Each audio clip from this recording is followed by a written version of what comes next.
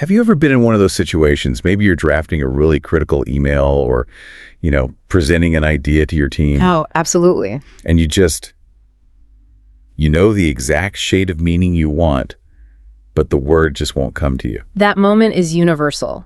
It's that linguistic near miss. You end up settling for a word that's just fine, like important. Right. Important. When really your brain was trying to find something like paramount or maybe pivotal. Exactly. And it's the difference between being understood and, actually being compelling. Precisely. And the material we synthesized this week gives us a really deep dive into how to fix that problem for good in a world that's just. It's defined by this constant flow of information. Having that ability to pick the perfect word. Yeah. It feels like a modern superpower. It really is. It sharpens your thinking, it boosts your confidence, and it just unlocks a deeper understanding of, everything you encounter. Yeah, from complex financial reports to, subtle character arcs in literature. It's all language. And that's why we're not here today to just give you a generic list of, obscure vocabulary words to cram. No, not at all. Our mission in this deep dive is to make it completely personalized. We're offering a detailed blueprint for building your own custom vocabulary system. A system that has to move beyond that quick fix of cramming and really integrate science-backed techniques right into your daily life. Think of it as designing the ultimate mental toolkit. It's custom tailored to your needs. Right. So whether you need specialized scientific jargon or maybe persuasive negotiation terms. Or even just a richer language for artistic expression, it's all about creating retention that lasts for years, not just until Monday morning's meeting. Yeah. It's essentially about curating a high-quality playlist for your brain. A system that ensures the words you learn are actually applied, stored efficiently. And reviewed exactly when your memory needs that little bit of reinforcement. That's the key. Okay, let's unpack this. I think we should start by defining the tangible rewards of this investment. Why is building a robust, active vocabulary maybe the most efficient knowledge shortcut you can possibly take? We have to start with the basics. We need to acknowledge that vocabulary is the absolute foundational building block of all complex communication. It's the raw material for thought itself. And the sources we looked at, they clearly outline the practical implications of that. Having a strong command of words means you can navigate all four language skills better. Right. A larger vocabulary profoundly enhances your reading comprehension. You spend less time just decoding individual terms and more time synthesizing the whole argument, right? Exactly. And it obviously strengthens writing skills, allowing for more precise expression. But the thing that surprised me was how it improves listening abilities. Oh, that's interesting. How so? Well, think about it. When someone uses a sophisticated or a niche term, if that word is already in your lexicon, your brain processes the meaning almost instantly. Right. You don't stumble on it. You don't. And that frees up your cognitive resources to focus on the speaker's overall intent and nuance, rather than just struggling with the definition. It's about communication efficiency. That reduction in cognitive load is huge. And the research confirms this isn't just a theory, is it? Not at all. The findings consistently link larger vocabularies to statistically better academic and professional performance. And it's not about using $10 words just to sound pretentious. No, it's about grasping a 50-page technical concept in minutes because you already own the necessary vocabulary to process it quickly. It's a shortcut to understanding. If you have the exact term for a complex idea, let's say the difference between affect and effect, or a word like recursive, you can express that idea more accurately to others, and maybe more importantly, you grasp it faster yourself when you encounter it. So the brain just moves directly to synthesizing the new information. The building blocks are already there, polished and ready to go. Precisely. And beyond the purely practical, there's this element of deep satisfaction, isn't there? The joy of eloquence. Yes. We often forget that language is also a form of art. The power to articulate subtle emotions, or argue persuasively, or just tell a story that genuinely captivates someone. That's a profound reward in itself. The illustrative example we found really drove this home for me. You can look at a beautiful sky and say something simple, like, "The sunset was pretty and nice," which is fine. It communicates the basic idea. but it's not memorable. Or you could describe it as a canvas of vermilion hues bleeding into indigo twilight. And that linguistic shift, It transforms a simple observation into an evocative, shared experience. Yeah. It elevates the communication from just functional to genuinely memorable. It's the difference between connecting superficially and connecting profoundly. That persuasive and evocative power is really the destination we're aiming for with this personalized system. But to get there, we first have to confront the critical gap that holds most people back. The chasm between passive and active vocabulary. The numbers here are truly striking. The research suggests that the average adult English speaker knows between 20,000 and 35,000 words. Which sounds massive, right? We can recognize those words when we read them. That's our passive vocabulary. It is a huge passive store, but our active usage, the words we use confidently and accurately in our daily speaking and writing. It's so much smaller. Often it's only in the range of 5 to 10,000 words. So we recognize a word like surreptitious or concomitant. Yeah, we know what they mean when we see them, but when we need them, we fumble and we just revert back to secret or accompanying. That means we are constantly leaving, 70 to 80% of our linguistic knowledge just sitting dormant on the shelf? Yes. So the goal of building a personal system isn't necessarily just to increase that 30,000 number. It's to aggressively move those passive words into the active usage column. That's the mastery step. And without a system that's tailored to your specific cognitive habits, to your interests, that knowledge just stays passive, your efforts fizzle out, and those carefully learned words just slip away because you're not applying them. A customized system ensures every word gets integrated and actively applied. It guarantees the conversion from just recognition to confident usage. If we connect this to the bigger picture, it explains why that generic advice like just read a dictionary or even just read more books is, insufficient. Right. Reading provides the passive input, which is essential. But without that personalized active integration system that we're talking about building today, the vast majority of those new words will simply expire. Okay, so before we start laying the foundation of this system, we need to clear away the debris, all the bad habits and faulty assumptions that so often sabotage our vocabulary efforts. This is a critical step. I found 5 common misconceptions of the source material, and they sound deeply ingrained in our collective memory of school. They really do. And if your strategy is based on one of these myths, you're just going to waste valuable time on ineffective short-term recall methods. Okay, myth number 1. Looking up the definition is enough. You see a new word, you check Merriam-Webster, you read the definition, and you tick the box. Done. Absolutely not. And this is probably the most common mistake people make. Why is it so bad? Well, take a word like ephemeral. The definition is lasting for a very short time. That's technically correct, but it's isolated. It doesn't tell you that it's almost always used in a poetic or a slightly mournful context. You hear ephemeral beauty or ephemeral youth. I see. So the definition alone strips it of its personality. Exactly. True understanding requires exploring its nuances, seeing how its synonyms and antonyms shift the meaning, and most importantly, seeing it in action. Without that context, the word is isolated and completely unusable in active speech. Which brings us to myth number 2. Those isolated weekly vocabulary lists, like the ones we all had in high school, are the gold standard. Those lists. They are designed for short-term compliance. The goal is to pass the quiz on Friday.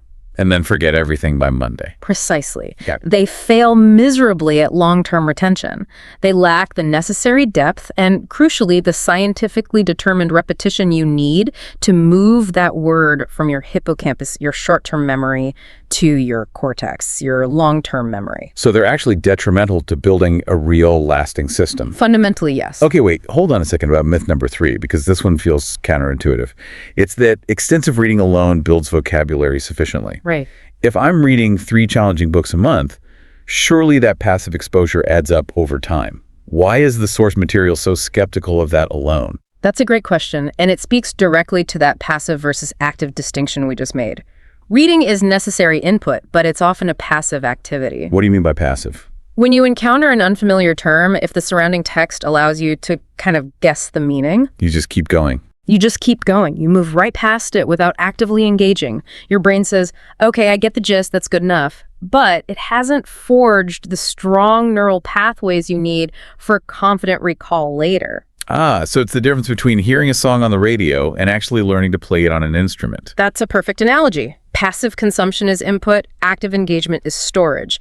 You need to actively note the word, look it up, discuss it, put it into your system for retention to truly occur. That makes a lot of sense. Okay, myth number 4, which I personally love correcting.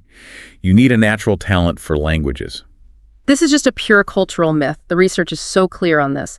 Vocabulary acquisition is a skill, not some kind of genetic lottery win. Like any other skill, it relies on consistent, smart strategy. Entirely. The difference between someone who has a large vocabulary and someone who doesn't is almost always the presence of a structured, consistent system. It's not some innate gift. Even hyperpolyglots, people who speak dozens of languages, rely heavily on disciplined systems and mnemonic devices. Right. And finally, myth number 5, rote memorization. Just drilling definitions over and over equals mastery. Rote learning is the very definition of short-term recall. If you want to use a word in a conversation 6 months from now, you cannot rely on simple repetition. It just doesn't work. So what's the alternative? Long-term mastery requires strategies that build multiple associations, contextual hooks, visual connections, auditory memories. These layered associations are what anchor the word firmly in your memory, far beyond what a simple flashcard can do. Okay, so debunking those 5 myths gives us a much clearer path forward. Now, the second half of the section, assessing your current vocabulary. You absolutely cannot build a personalized system unless you know your starting point, your baseline. And for this, we need both quantitative and qualitative data. Let's start with the quantitative, the numbers. Quantitatively, the sources suggest starting with online size estimators, tools like vocabularysize.com or tests provided by services like Preply or Linkadia. They're really good for a quick gauge. And what's interesting about these is they don't test you on all 30,000 words, right? No, of course not. They sample from different frequency bands, very common words, mid-frequency words, and then highly academic or rare words. So if you demonstrate knowledge of the rarer words, the test sort of extrapolates and estimates your total knowledge in a ballpark figure. Exactly. That figure is valuable context. If you score, say, 12,000 words, you know you're in the average range, but you have significant room to grow. This score then becomes the M for measurable in your SMART goals later on. But as you noted, we have to go beyond just the sheer quantity. We need a quality evaluation. So asking questions like, am I fluent in the jargon of my chosen field? Do I struggle with phrasal verbs or idioms or nuanced adverbs? The sources suggest a week-long audit, and this is where the personalization really begins. For 7 days, you keep a meticulous journal. Meticulous how? What am I writing down? Every time you read a word you don't fully understand, or, and this is the crucial part, every time you struggle to articulate a precise thought. You mean when I default to a simpler word? Yes. The moment you defaulted to a simple word, you note it down. That's the active versus passive audit. You're tracking the words you missed the chance to use. And I'm guessing you start to see patterns. You absolutely do. Are you defaulting to very or really constantly? Are you struggling with verbs of motion or verbs of abstract thought? The patterns will emerge. The sources also suggest a quick technical check, right? With an app. Yeah. Write a short essay or a report on a familiar topic, then run it through a word counter or a text analysis tool like the Hemingway app. And what will that show me? If the app flags overly simple sentences or excessive use of passive voice, it indicates you lack the precise verbs and adverbs to tighten your prose. It reveals the practical gaps in your immediate linguistic toolbox. And finally, for our multilingual listeners, the baseline has to acknowledge cross-language influence. Those linguistic connections are so powerful. Cognates words like information in English and information in Spanish can dramatically and quickly boost your English vocabulary. But you have to be careful of the false friends. Exactly. You have to be aware of those. Words that look the same but mean different things. For instance, the words sensible in English and sensible in French have very different primary meanings. A complete baseline assessment has to account for both the help and the potential hindrance of your first language. So this all raises a really important question. Are you testing quantity or quality? And the comprehensive answer, which should be both, provides the laser focus you need to build a system that targets your specific weaknesses and interests. With our baseline established, we can transition from these vague aspirations like, I want to sound smarter, to the structured, actionable plans that are defined by the SMART framework. And without the structure, the whole system just collapses under its own weight. The lack of specificity is often where these personalized systems fail. We need that specificity and measurability just to maintain momentum, right? Especially when progress feels slow. Absolutely. Okay, let's define the 5 components using the blueprint. S is for specific. Don't allow for any ambiguity. Right. So instead of, I will learn more words, make it concrete. Something like, I will learn 20 new words related to my field of data science each week. Or, I will master 15 adjectives of emotion this month. Something tangible. Then M is for measurable. How will you actually track your success? This could be tracking your progress within an app, which gives you hard numbers. Or maybe aiming to increase your baseline test score by, say, 2,000 words in 3 months. The ability to measure your progress is a profound motivator. Next, A is for achievable. This is the anti-burnout component. This is so important. If you're a parent and a full-time worker, aiming for 50 new words a day is just setting yourself up for failure. And the sources really advocate for consistency over volume. 5 to 10 words daily, done without fail, is exponentially more valuable than trying to tackle 50 words sporadically every few weeks. Start small, get some early wins, and build momentum from there. Then we have R for relevant. Your vocabulary goals must directly serve your current needs and your current goals. Yes. If you're a copywriter, your focus should be on synonyms for verbs of action. If you're studying for the GREO, your relevance is that test-specific vocabulary. Aligning the words you learn with an immediate application like negotiating a new contract or writing a specific report provides instant, tangible motivation.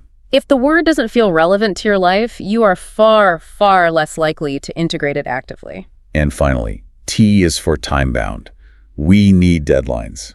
Not just learn more words soon. It has to be something like master 100 domain-specific terms by the end of this quarter. That deadline creates the accountability you need. And it also allows for those crucial review periods where you can assess your performance against the deadline and adjust your strategies if you need to. Breaking down those large goals into daily, weekly, and monthly milestones is the key to maintaining focus.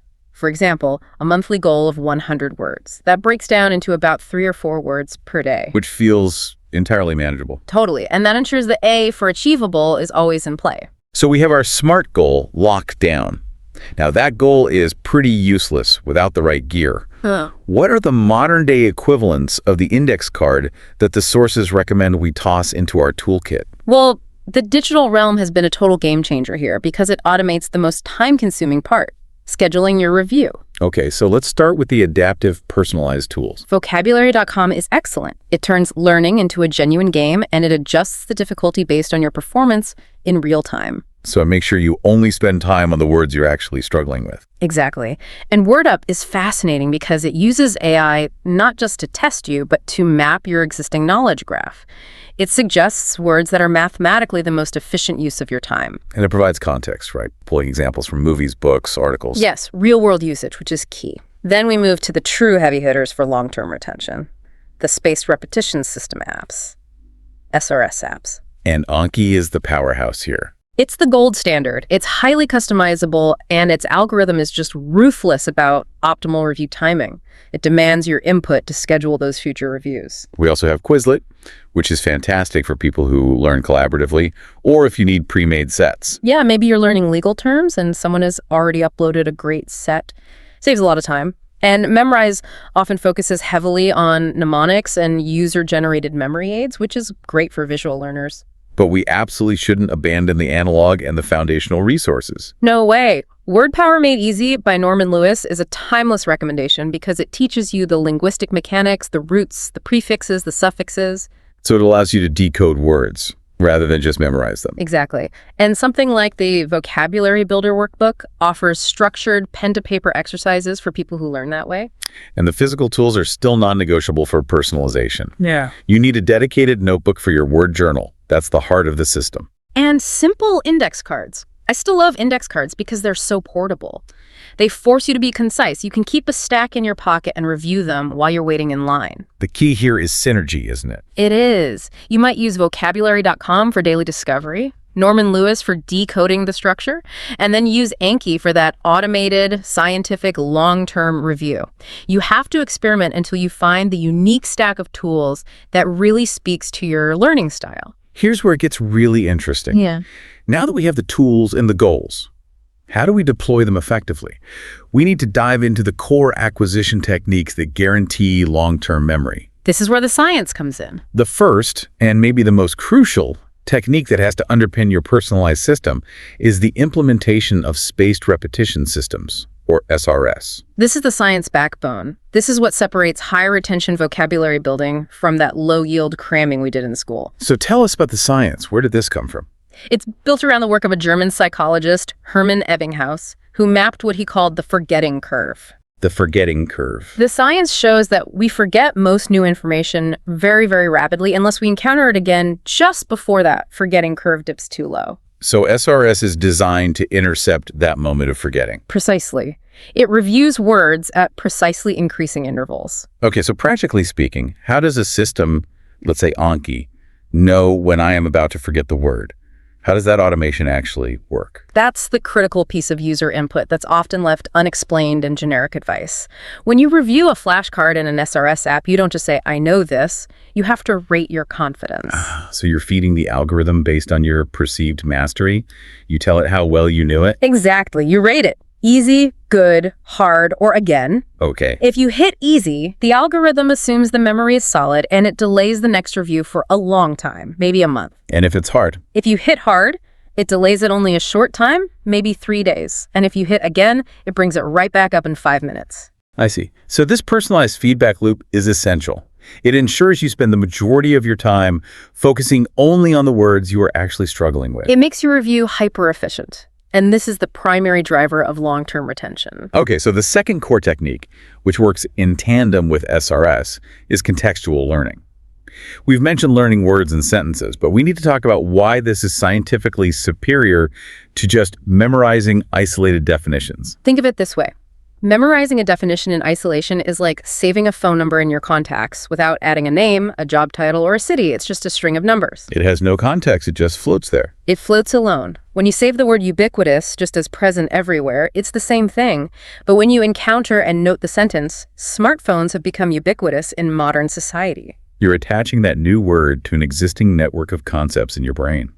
Technology, modernity, high adoption rates. You're building neural pathways between the new word and familiar concepts. The stronger those associations, the easier and faster the word is to recall. The context gives the word its emotional and grammatical personality. Exactly. You learn its connotation, its part of speech, and the typical company it keeps, which is vital for active usage. Okay, next, let's dive into mnemonics and associative memory. This is where we give ourselves permission to be deliberately silly. And the research really suggests the more bizarre the association, the more effective it is for memory retrieval. So how do these work? Mnemonic devices leverage spatial memory and humor. Take the word pulchritude, which means beauty. Pulchritude, not an everyday word. Not at all. The internal memory device for this one could be pulcritter dude. It's ridiculous, but that image of, I don't know, pulling some handsome creature toward you, it anchors the abstract concept of beauty to a physical, visceral memory. And because the image is so weird, it stands out. It's a great retrieval cue. You're essentially tricking your brain into saving the word by attaching a memorable tag to it. The fourth critical technique is what we've dubbed the linguistic decoder ring, morphemic analysis. This feels like the key that unlocks the meaning of thousands of related words. It really is. This involves breaking down words into their component parts. The roots, which are the core meaning, prefixes at the beginning, changing the meaning, and suffixes at the end, which change the part of speech. And understanding just the most common roots can unlock hundreds of words instantly. Easily. Let's move beyond the simple unhappiness example from the outline and use a more complex term to show the power of combining multiple pieces. How about the word malediction? Perfect. Let's break it down. The root, dict, means to say or to speak. Like in dictionary or dictation. Exactly. The prefix mal means bad or evil. Malicious, dismal. Right. And the suffix ion indicates the act or state of something. So understanding the morphemes allows us to instantly deduce that malediction means the act of speaking bad things. Basically a curse. You didn't have to memorize the definition. You decoded it. This is a crucial skill for scaling your vocabulary quickly. Finally, we need visual and structured learning aids to deepen our conceptual knowledge. We're moving beyond just knowing the definition to really understanding the conceptual boundaries. The first is semantic mapping. This is for the visual and systems-oriented learner. It means drawing mind maps, literally connecting words by theme or relation. So you'd start with a central word, let's say change. Right. And you draw radiating lines to subconcepts. Maybe one line is quick change with words like metamorphosis and transient. Another line could be slow change with evolution and gradual. And bad change could have degradation and corruption. Exactly. This method moves words out of isolated lists and organizes them into conceptual networks, which mirrors how the brain actually stores complex information. And the second aid is the highly structured Freyer model. This one forces a four-part, comprehensive understanding of a word. Let's use the word mellifluous, which means a sweet or musical sound, something pleasant to hear. Okay, so the Freyer model is a four-quadrant graphic organizer. What are the four parts? First, the definition. Sweetly flowing sound. Simple enough. Second, characteristics. Associated with music, poetry, or a charming voice, often describes quality, not volume. Okay, that's more nuanced. What are the other two? Third, examples. The jazz singer's mellifluous tone, or a mellifluous description of the countryside. And fourth, and this is key, non-examples. Cacophonous, strident, jarring noise. By forcing yourself to list the characteristics in the non-examples, you're defining the word's conceptual boundaries. You're ensuring you use it accurately, not just approximately. The synthesis here seems to be the main takeaway. Use morphemic analysis and contextual learning for that deep initial understanding. Right. Use mnemonics for creative association. And use SRS, backed up by things like Freyer models, for efficient long-term review. This is the synergistic power of a customized system. So if the techniques we just covered are the brain science, then the personal word journal is the heart of your system. It absolutely is. This is where you transform generic input-like definitions from an app into personalized, sticky knowledge. The journal acts as your customized repository, a place where you synthesize and reflect. And whether you choose a physical notebook or a digital tool like Notion or Evernote, the format has to support depth over quantity. You need specific required entries that force active processing. It has to go far beyond just the definition. Let's walk through the required entries for a really powerful journal entry. Okay, first, naturally, the word, pronunciation, and part of speech. Then comes the first active step, definition in your own words. So you have to synthesize the meaning yourself. You must. Copying a dictionary entry allows for passive transcription, but restating it in your own language forces true cognitive engagement. Then you need the context sentence from the source.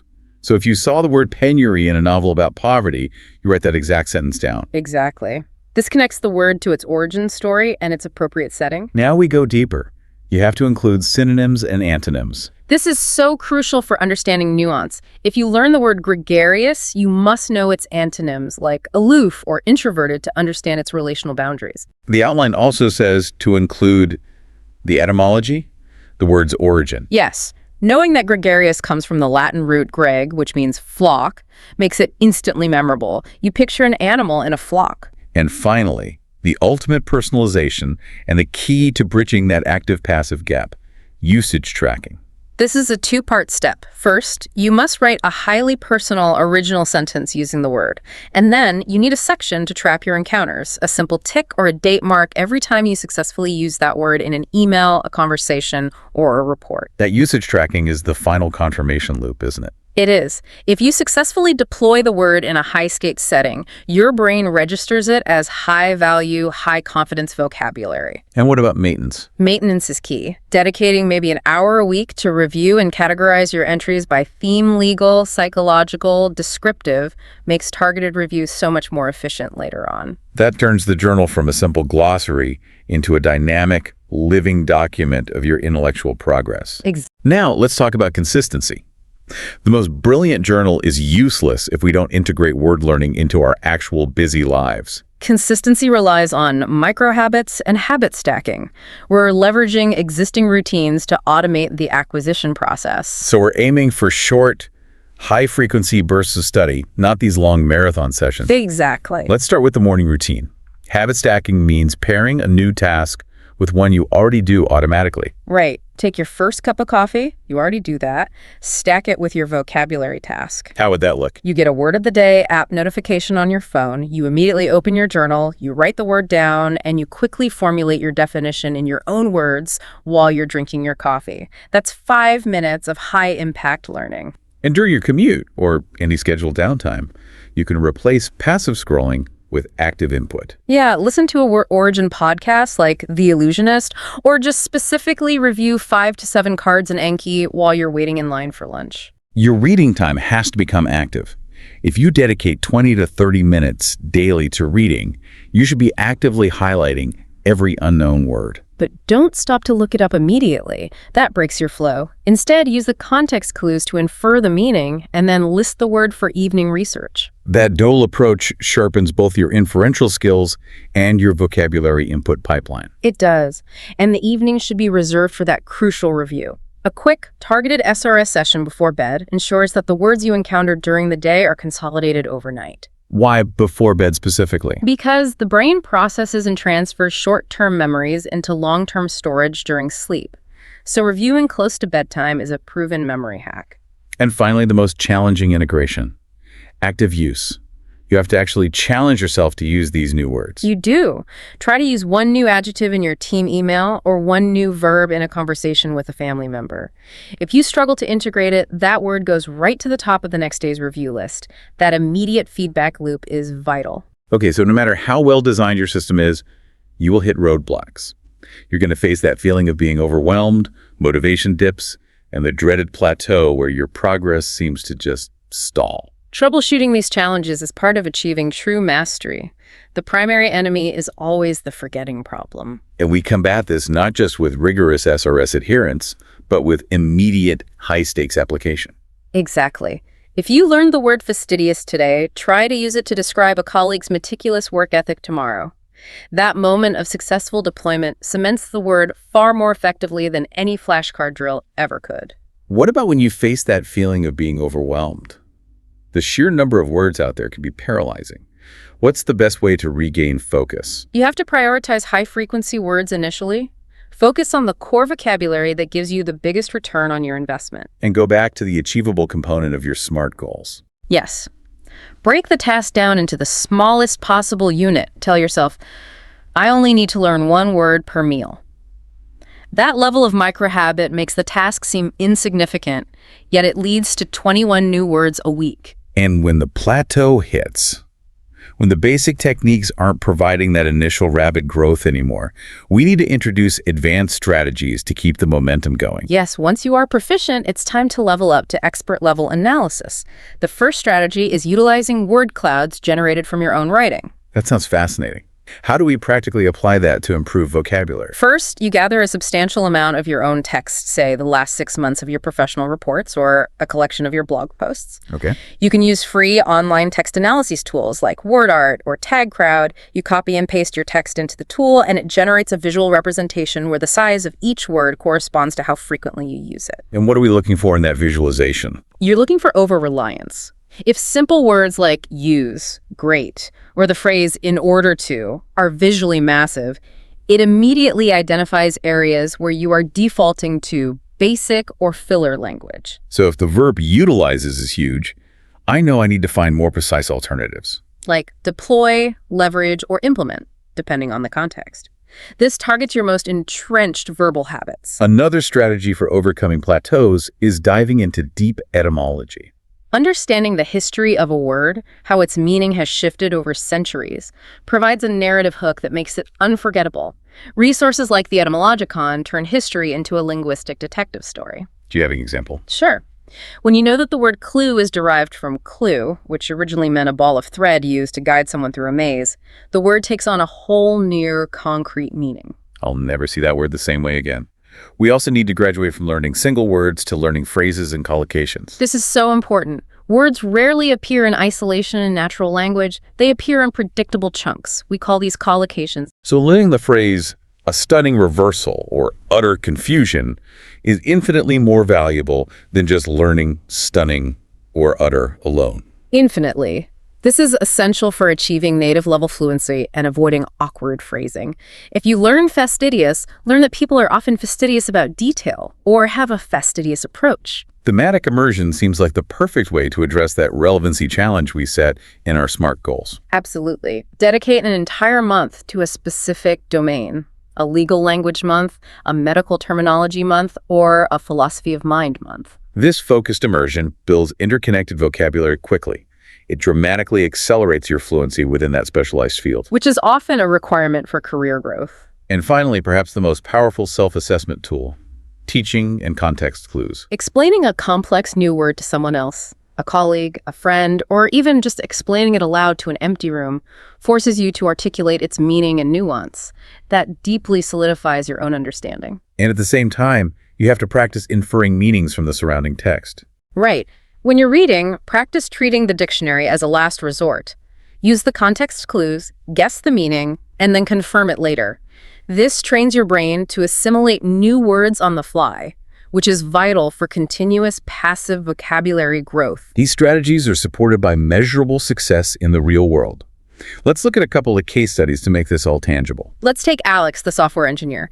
His personalized system was defined by the R in SMART relevance. He tailored his entire effort around tech vocabulary. And the abstract terms needed to communicate complex coding concepts to non-technical stakeholders. He used Anki for rigorous spaced repetition on highly technical terms and kept a specialized digital journal focusing only on jargon. And by consistently applying this focus system, he increased his active domain-specific word count by 7,000 words in just a year. And the result wasn't just a higher score on some test, it was a promotion.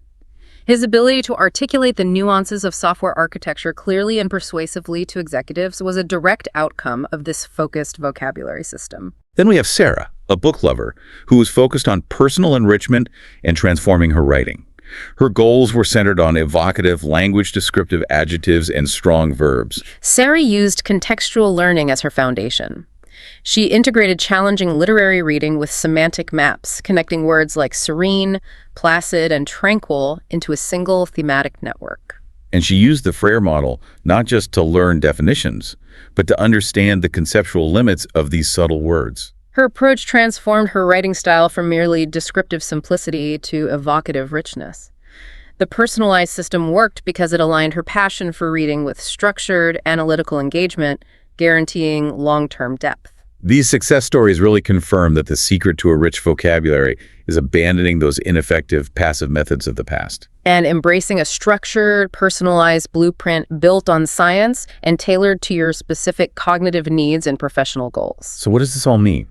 It means that linguistic fumble we started with, that moment of grasping for the perfect word, is completely fixable. It is. The solution rests on a system built on debunking those myths, setting SMART goals, utilizing the proven memory power of spaced repetition and contextual learning, all of it anchored by that customized personal word journal. And this isn't just about sounding smart. No, it's about sharpening the very edges of your thought. Building vocabulary is fundamentally a journey of conceptual expansion, not just the compilation of a list. As you embark on designing and implementing this personalized system, our final thought for you to consider is this. Okay. Don't just focus on how many words you know. Instead, consider which domains of knowledge, which intellectual worlds your new personalized vocabulary will allow you to access and master that were previously hidden to you. Remember, the limits of your language are often the limits of your world. Hello, welcome to the Learn English Lab. Today's topic name is Stop Overthinking, Start Talking. Welcome back to the deep dive. Today we are tearing into one of the most frustrating and honestly paralyzing mental traps out there. That relentless internal editor that just stops you from talking altogether. We're talking about the curse of overthinking, and we're diving straight into a problem that I think hits almost everyone at some point, usually in the most crucial moments. So, picture this. Yeah. You're at a networking event, or maybe your boss asks you a direct question in a really high-stakes meeting. Right. The spotlight is on you. Exactly. The opportunity to contribute is right there, but it's only there for a split second. And your mind, instead of just offering a thought, it goes into full crisis mode. It starts racing, What should I say? Is that smart enough? Will they think I'm boring? Or worse, that you're incompetent. Yes. And while all of this is happening, this whole internal orchestration of the perfect line is just eating up all your mental bandwidth. And that conversational window, the one that was open a second ago, just slams shut. The moment is gone. The opportunity for a genuine connection, for a real exchange, it just evaporates. It's excruciating, isn't it? The irony is that this internal editor, the thing we believe is protecting our image, is actually doing the complete opposite. It's robbing us of the chance to be present, to build a real human connection. Well, you've really framed the issue. It's what I'd call a truly modern curse. The curse of overthinking. And it's massively exacerbated by our current digital world. How so? Just think about the environment we live in now. It's an age of curated perfection. Every post you see on social media is filtered, edited, probably reshot 10 times. Every email is drafted and then redrafted. Exactly. We're conditioned to have the luxury of revision. We expect to be able to craft our words in this controlled, low-stakes environment. We've built this expectation of flawlessness into our communication. So when we're faced with a real-time conversation, there's no backspace button. None. And that triggers this immense sense of danger. It feels exposing, almost reckless, because we haven't given our minds that chance to process and refine everything to perfection. We're mistaking a simple conversation for a performance. That is the ultimate mistake. We've forgotten that the real magic of human connection, the stuff that builds relationships and creates those unforgettable moments, it rarely depends on perfectly constructed sentences. It thrives in the chaos. In the messiness. In the wonderfully messy, imperfect, gloriously spontaneous act of just talking. And the whole mission of this deep dive is to show you why chasing that connection has to win out over chasing flawless delivery. Okay, so let's unpack that core psychological barrier. Let's call it the prison of perfect phrasing. We see this paradox all the time, don't we? Highly intelligent, insightful people who just stay silent. All the time. It's not because they lack knowledge. It's an overwhelming excess of self-editing. It's the moment the mind gets trapped in this loop of optimizing instead of just outputting. Right. Let's go back to that anecdote you mentioned about Sarah, the marketing executive. She was brilliant, right? Yeah. Incredible strategic vision, really unique ideas. Oh, a total rock star on paper. But for her, team meetings were a form of internal torture. And it wasn't about the content of the meeting itself, it was the frantic race happening inside her own head. Absolutely. She'd sit there, formulating her thoughts, refining her phrasing, polishing the perfect little anecdote to support her idea, just waiting for that one single optimal moment to jump in. She needed 3 perfect sentences. And she'd spend the entire meeting trying to write and edit those 3 sentences in her head. And the really cruel twist is that by the time she'd refined it to perfection, by the time the sentence was grammatically flawless and strategically brilliant in her mind, The conversation had already moved on. The agenda item was closed. Yeah. Her moment was just gone. the consequences of that are just disastrous. Her colleagues, they're not thinking, wow, Sarah's deep in thought. They're thinking she's disengaged. Or that she lacks initiative, or maybe just doesn't have any ideas. All while her mind is working overtime, churning and burning. But her external contribution is zero. It's a classic case of the cure being so much worse than the disease. Her problem wasn't a lack of smart ideas. It was this overwhelming compulsion to self-edit, driven by this fear of being seen as anything less than brilliant. She imposed this crushing, impossible standard on herself. It's rooted in this debilitating belief that every single word she says has to be valuable, profound, or perfect. And by aiming for that impossible standard, she contributed nothing at all. She let the hunt for the best sentence stop her from offering any sentence. And that's the core of the trap. Overthinking convinces you that silence is fundamentally safer than imperfection. It argues that saying nothing, which has zero risk of judgment, is better than saying something that might not land perfectly. But what's the long-term cost of that safety? It's profound. It's isolation. When you operate that way, you are systematically stripping away your own authenticity. You're building walls around yourself. You're always performing as this carefully constructed character who never makes a mistake. That sounds exhausting. It is. And that flawless character feels disconnected and cold to the people around you. It prevents any real relationship from forming. And when you think about it, the connections that really matter, the moments that stick with you, they're never the ones that came from a flawless presentation. Never. They're the ones that involve the raw honesty of an unscripted moment. The clumsy admission, the vulnerable question, that moment someone just says, hang on, I'm confused. Those are the moments of real connection. Because people are trying to communicate authentically, not deliver lines. The ultimate irony is that by trying so hard to seem perfect, we make ourselves forgettable. But by being willing to be messy, we become truly memorable and relatable. The risk of being imperfect is the price of admission for real human connection. Okay, so let's shift gears from the symptoms, the silence, the delay, to what's actually going on under the hood. This isn't just a confidence issue. It's a massive information processing challenge in the brain that leads to what we'd call cognitive overload. That's a critical distinction. To understand the cure, you have to understand the mechanism. Our brain, as amazing as it is, really struggles when it's faced with the social complexity and the perceived risk of a high-stakes conversation. So when you see a situation as high stakes, a first date, a presentation, whatever, two major parts of your brain kick into gear at the same time. And they're often working against each other. That's right. First, you've got the prefrontal cortex, the PFC.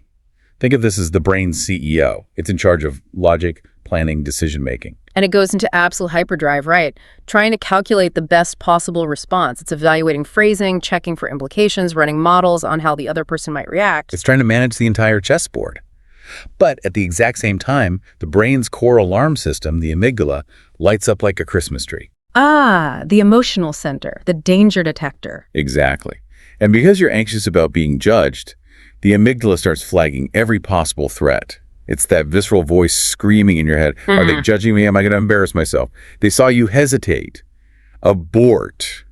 Abort. So the PFC is demanding a perfect plan, and the amygdala is demanding complete safety. It's like trying to conduct an orchestra while also playing every single instrument. That's a great metaphor. You're trying to process what the other person is saying, predict where the conversation is going next, formulate your own response, evaluate that response, consider 3 alternatives. And monitor your body language, all while that alarm is blaring in your ear. It's not just playing an instrument, it's conducting the symphony, playing the cello and the flute, reviewing the sheet music, and fighting off a swarm of mosquitoes all at once. The system is just completely overwhelmed. And the result is total cognitive overload. The mental traffic jam becomes so dense that it actually blocks the mechanism for speech. You're so busy thinking about how to talk perfectly that you can't actually talk. And that internal paralysis shows up on the outside in ways that are deeply counterproductive. Your face might go blank or you furrow your brow in concentration. The verbal response is delayed. And the natural rhythm of the conversation is just shattered. Which leads directly to the self-fulfilling prophecy. You're trying so desperately to avoid seeming awkward that the delay in the visible effort you're exerting guarantees awkwardness. The attempt to be perfect makes the interaction stiff and clumsy. And that just reinforces the whole cycle. The feedback loop gets stronger. The fundamental solution then has to be to stop treating every single conversation like a high-stakes performance that requires a full dress rehearsal. We have to internally de-escalate the threat. So if the solution is de-escalation, how do we train our brains to actually trust their spontaneous output? I think the best illustration here comes from the world of improvisation, specifically jazz. Oh, absolutely. Jazz musicians get something that conversational overthinkers miss entirely. The best performances aren't planned. They emerge from being completely present and trusting your ability to respond to the moment. It's the art of real-time collaboration. It is. There's a concept called comping. It's the art of spontaneous accompaniment. A jazz quartet isn't reading 4 separate scripts. They are listening intensely to each other. To the phrasing, the rhythm. The deviations. And they respond in real time. They adapt instantly. They trust that whatever emerges from that collaboration will be richer than anything they could have planned alone. But hold on. If we're using that analogy, we have to acknowledge that jazz musicians practice for years. They learn scales, theory, technique. Isn't that like preparing talking points? Where's the line between helpful preparation and debilitating paralysis? That's a really sharp point, and it highlights the crucial difference. Jazz musicians practice vocabulary. They learn the scales, the chords, the patterns, so that when the moment comes, the tools are ready. But they don't practice the solo itself. They don't pre-write the solo. In conversation, preparation means having the knowledge, understanding the topic. Paralysis is when you try to pre-write the entire performance. We need to focus on listening intently and letting our knowledge base deliver the response, not trying to engineer a perfect one. So when you shift your focus from scripting your own lines to just genuinely listening, the performance anxiety has to drop. It does. You stop trying to deliver a flawless speech, and you just start reacting honestly. The words that come out might not be perfect, but they'll be honest ones, and those are what create a real connection. You have a personal story about this, right? The job interview. I do, and it really cemented this for me. Years ago, I was up for this pivotal job. I spent days preparing. I built this fortress of perfect, strategic answers to every predictable question. You had your script, and it was bulletproof. I thought it was. And then the interviewer asked a question that was completely off script, something you could never prepare for. He leaned in and said, "What is something significant you believed 5 years ago that you no longer believe today?" Wow, that's a curveball designed to break the prepared speaker. That's when the overload usually hits. And it did. For a second, my fortress just crumbled. I started scrambling in my head for some impressive academic-sounding answer. My internal editor was screaming for a brilliant, unique response. But you didn't give one. No. I stopped, I took a breath, and realized the performance wasn't working. So I just told the simple truth, completely unfiltered. What did you say?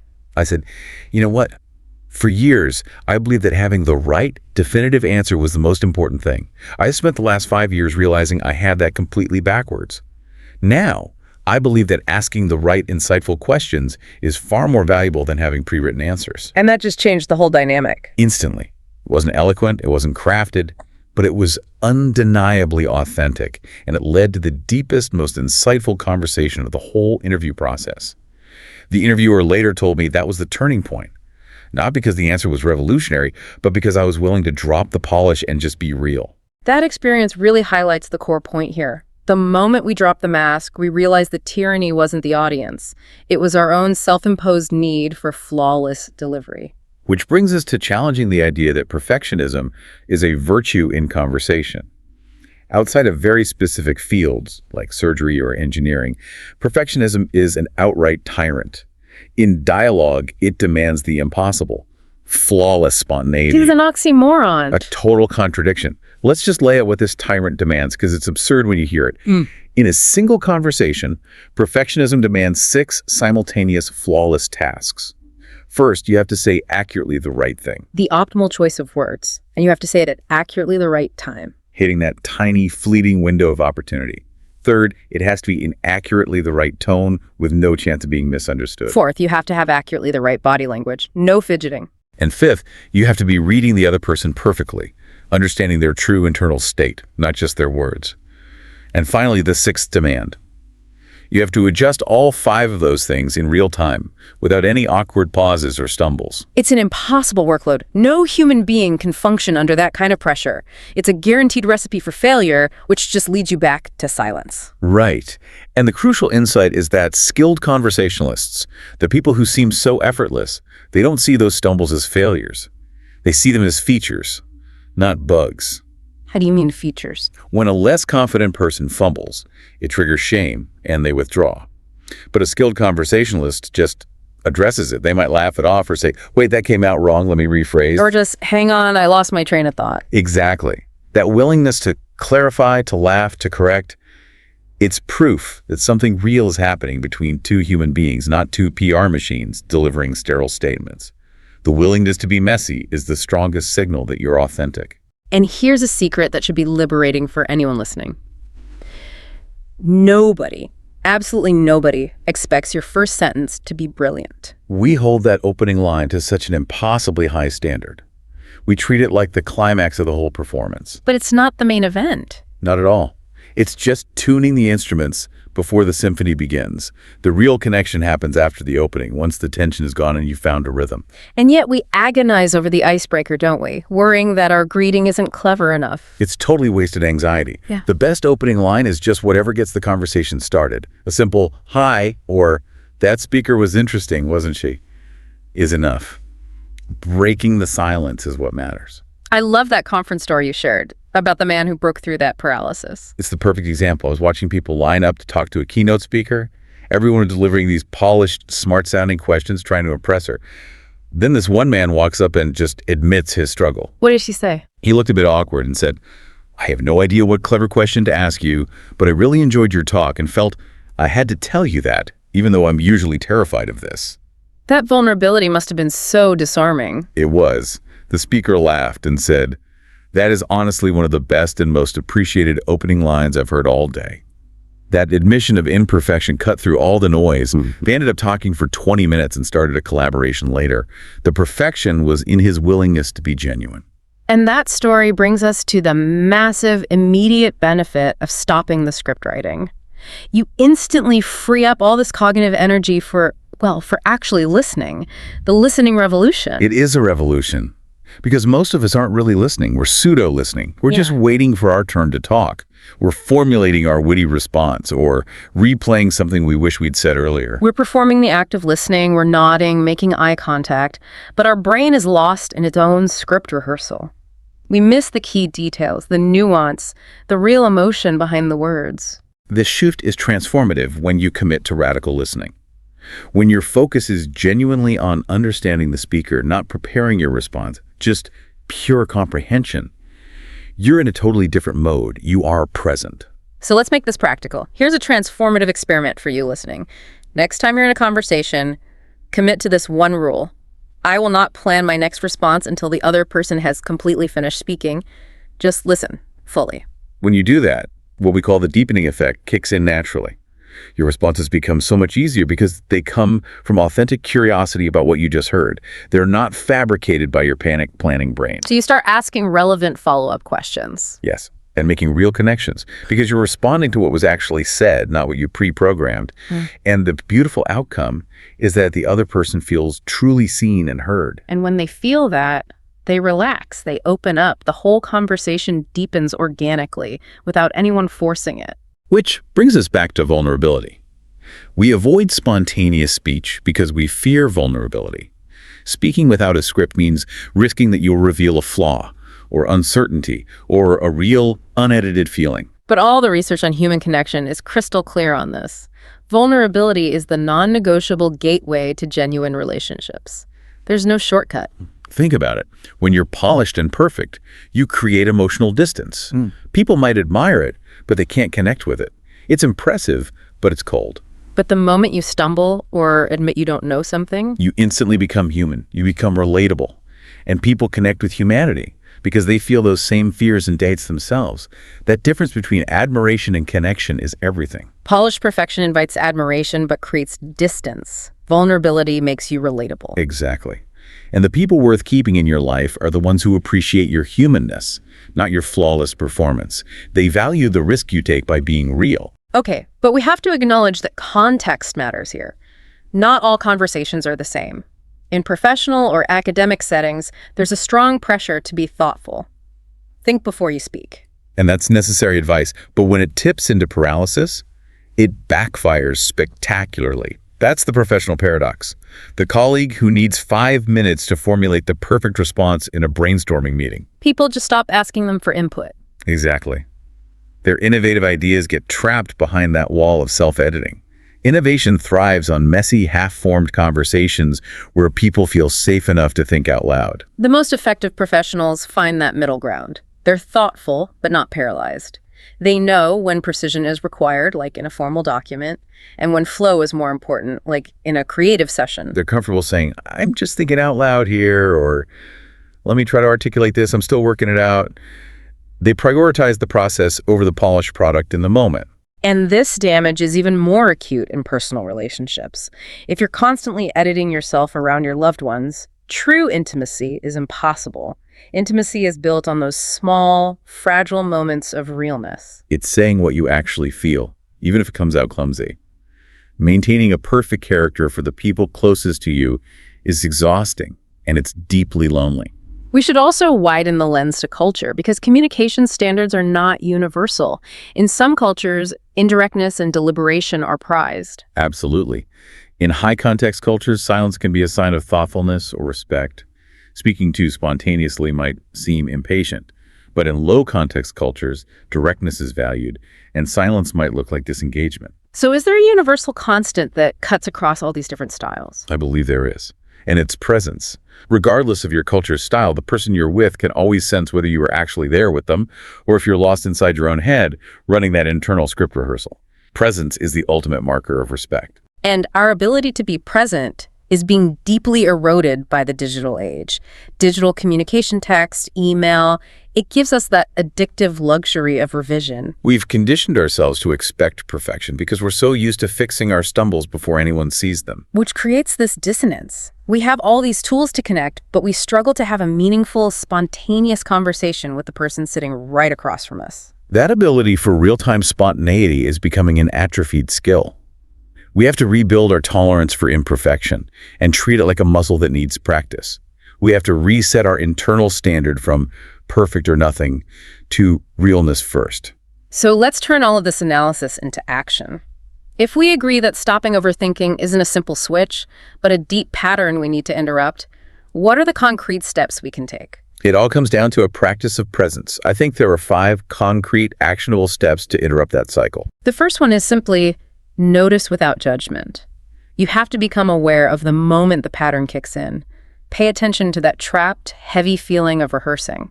Just acknowledging it without self-criticism is the first step. Second, give a strict time limit. When you feel that trap closing, use a simple rule.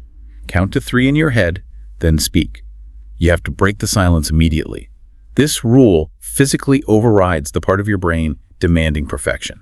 And you have to trust that you can clarify later. You can't connect while you're analyzing, but you can always correct what you've said once you've started.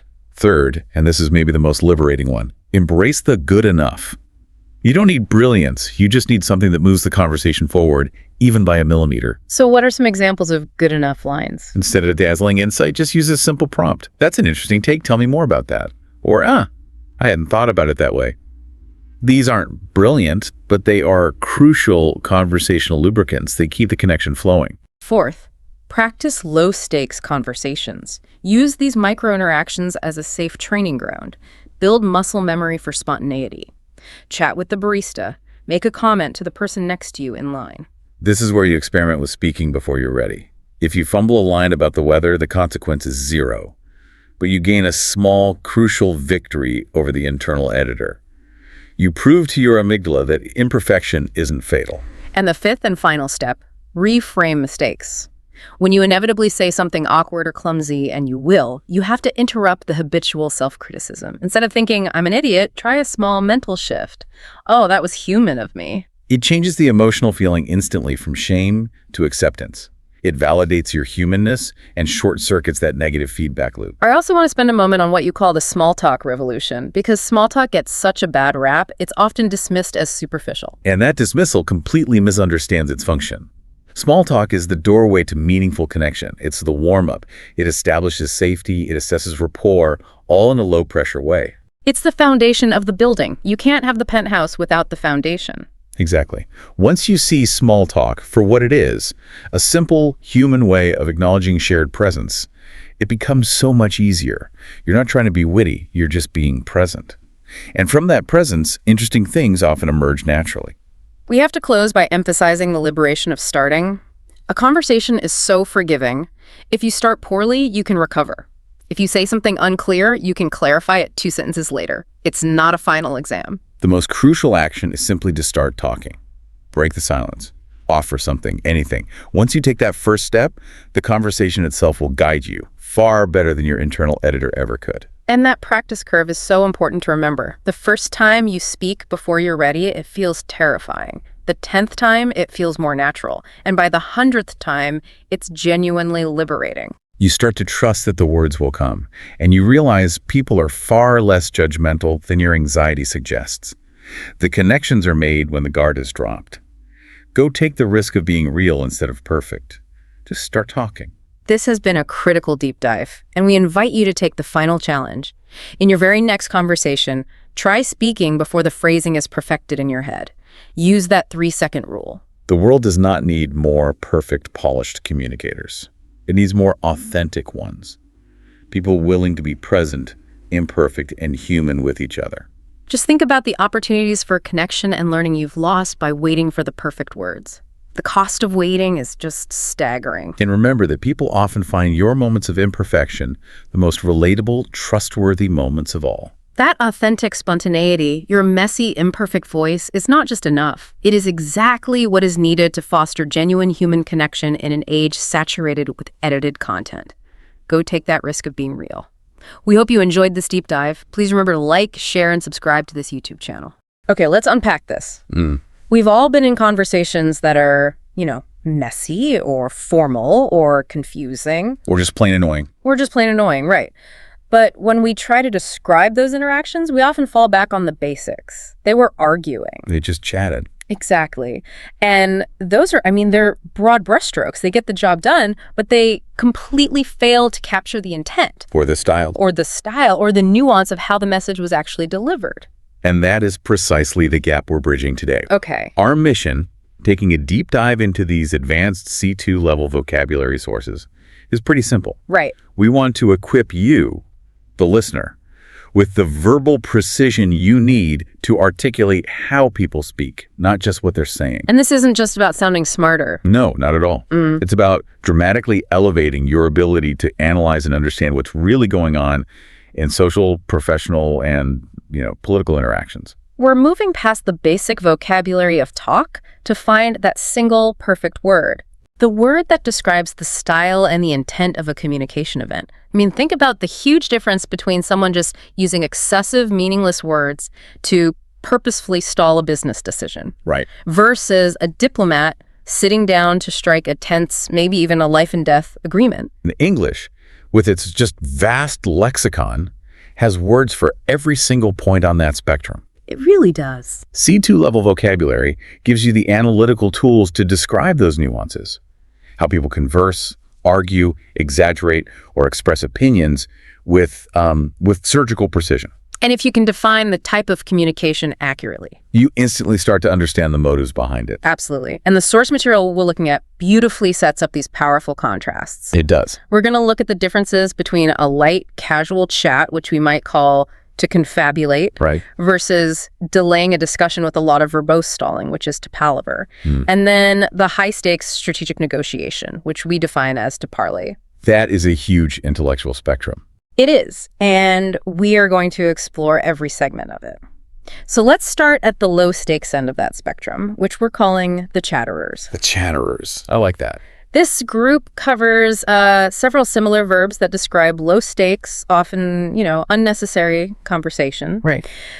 But my immediate challenge here, and I think it's the listener's challenge too, is finding the precise boundary between these terms. Okay. I mean, where does a casual, beneficial chat turn into an annoying ramble? That is the core of mastering this section, isn't it? Okay. We need to distinguish the intent and the effect. Okay, so how do we do that? Well, we can group these terms into three rough categories. First, you have the light and superficial, which is like social lubrication. Then you have tedious and annoying, which is all about duration and listener fatigue. Right, when you just want them to stop. Exactly. And finally, incoherent or foolish, which is where the conversation fails because of a lack of substance. Okay, that's a really helpful framework. So let's start with the most socially benign terms, the lubrication. To confabulate and matter. Right. To confabulate is defined as having a casual and light conversation without sharing a lot of deep or, sensitive information. It is, as you said, it's the essential social ritual. The synonyms are helpful here, aren't they? Chat idly, converse lightly. They are, because they show that the depth is irrelevant. The social connection is the goal. Okay, so give us an example where this word is really indispensable. Think about a professional context. Executives don't have these deep, meaningful conversations when they run into each other at a corporate event. No, of course not. They confabulate, they talk about the weather, their weekend plans, sports scores. Right. It's a mechanism for acknowledging someone's presence and maintaining professional relationships without spending a lot of intellectual or emotional energy. So it implies social ease, it's surface level, it's safe. Exactly. You are communicating, but nothing is on the line. That makes perfect sense. It's a necessary, non-committal way to occupy social space. No, to natter seems to sit right next to it. It does, but there's a slight shift in tone. To natter is also casual conversation, but the sources we looked at specifically note its frequent connection to gossip or trivial matters. Ah, okay. So when people natter about neighborhood news at the market, or colleagues natter by the water cooler, there is a slight leaning toward exchanging trivial, maybe sometimes judgmental information. So it's unlike the pure, content-free social ease of confabulate. So if I say they spent an hour confabulating, they were just making noise together happily. But if I say they spent an hour nattering, I'm implying they were trading small, maybe slightly negative observations about other people. You've got it. Confabulate is content neutral. Natter leans toward triviality and, potentially low-grade gossip. It's the difference between how was your flight, which is confabulation, and did you hear what happened to Sarah's promotion? which is definitely nattering. Okay, now we cross the line into the tedious and annoying. This is where the length and the lack of purpose really start to irritate the listener. We have to jaw and to yak. Now, I find these are often used interchangeably. Can we solidify the distinction? Absolutely, because that distinction is key for a C2 learner. Okay. They are both synonyms that emphasize excessive talk that becomes annoying. But to jaw means talking at length in a tedious or annoying way. So the emphasis for jaw is on the duration. The drawn-out duration and the boring content. Yes. Think of neighbors jawing over the fence for hours about their lawn care. The content is dull and the time commitment is irritating. Or politicians who jaw endlessly about reforms without ever proposing a meaningful, actionable strategy. So it's the irritating length tied to the vacuous subject matter. Exactly. So jaw implies the content is uninteresting and it's just dragging on and on. What about to yak? Okay, so yak means talking persistently, often tediously or annoyingly. Persistently. The distinction is subtle, but it's important. Yak emphasizes the act of continuous talking. It's noise pollution, even if the content isn't necessarily boring. If someone yacked constantly on their phone during a movie, or a taxi driver yacked relentlessly about traffic all the way. Right. The persistence and the noise itself are the annoyance factor. You've got it. Jaw is about the boring length. Yak is about the irritating persistence. They're both excellent replacements for that common phrase, he just went on and on. That distinction really helps. Jaw is boring the listener to death. Yak is driving the listener crazy with constant sound. Right. Now, the only one in this duration-focused section that seems positive is to gab. That's right. And its inclusion is important for contrast. Gab is defined as chatting casually for an extended period, but it's often described as lively or enthusiastic. Okay, so the duration is still there, but the feeling is different. Totally different. You gab excitedly about major life events, or you gab for hours after a long separation. So the focus is on duration, but the connotation suggests genuine enjoyment. Enthusiasm and energy, yes. Right. Unlike the deep irritation implied by jaw or yak. And another thing, gab is often bidirectional. Ah, a real conversation. Whereas jaw and yak often just describe a monologue. That's fantastic. Okay. We've covered the light chatters and the long, annoying talkers. Now let's move to the group whose talk fails because of its substance. Or lack thereof. Or lack thereof. The incoherent or foolish talk.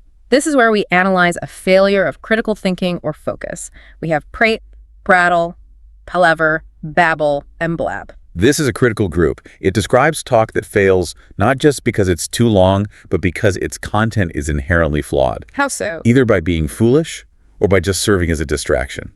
Take to prate.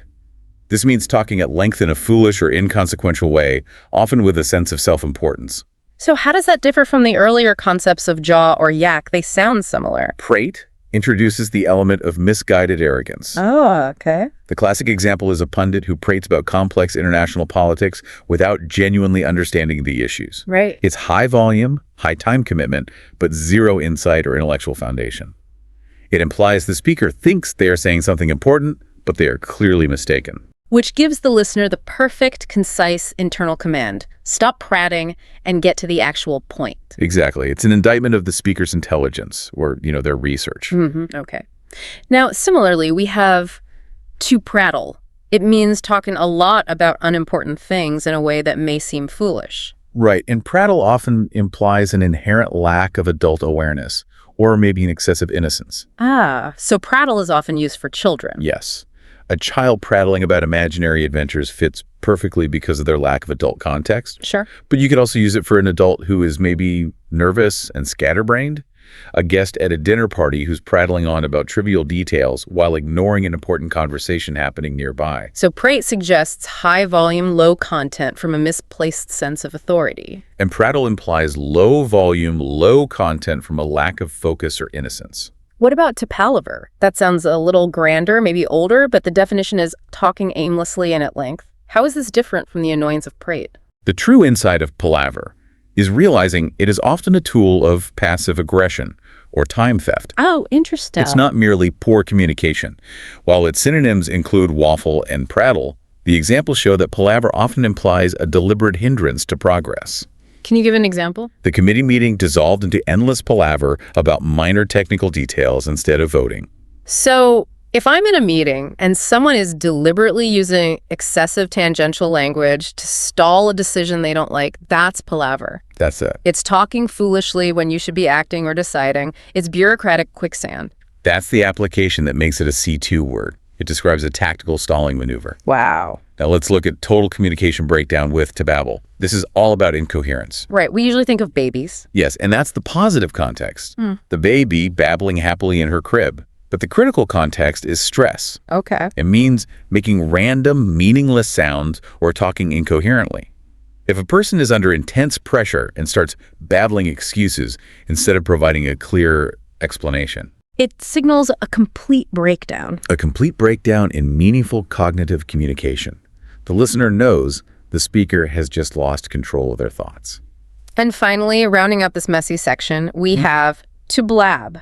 This seems to imply a consequence. Absolutely. Blab is specifically about talking excessively or thoughtlessly, often with the consequence of revealing sensitive or secret information. So the core issue isn't duration or foolishness, it's the indiscretion. The thoughtless indiscretion. The source uses great examples. Don't blab the surprise party plan. Right.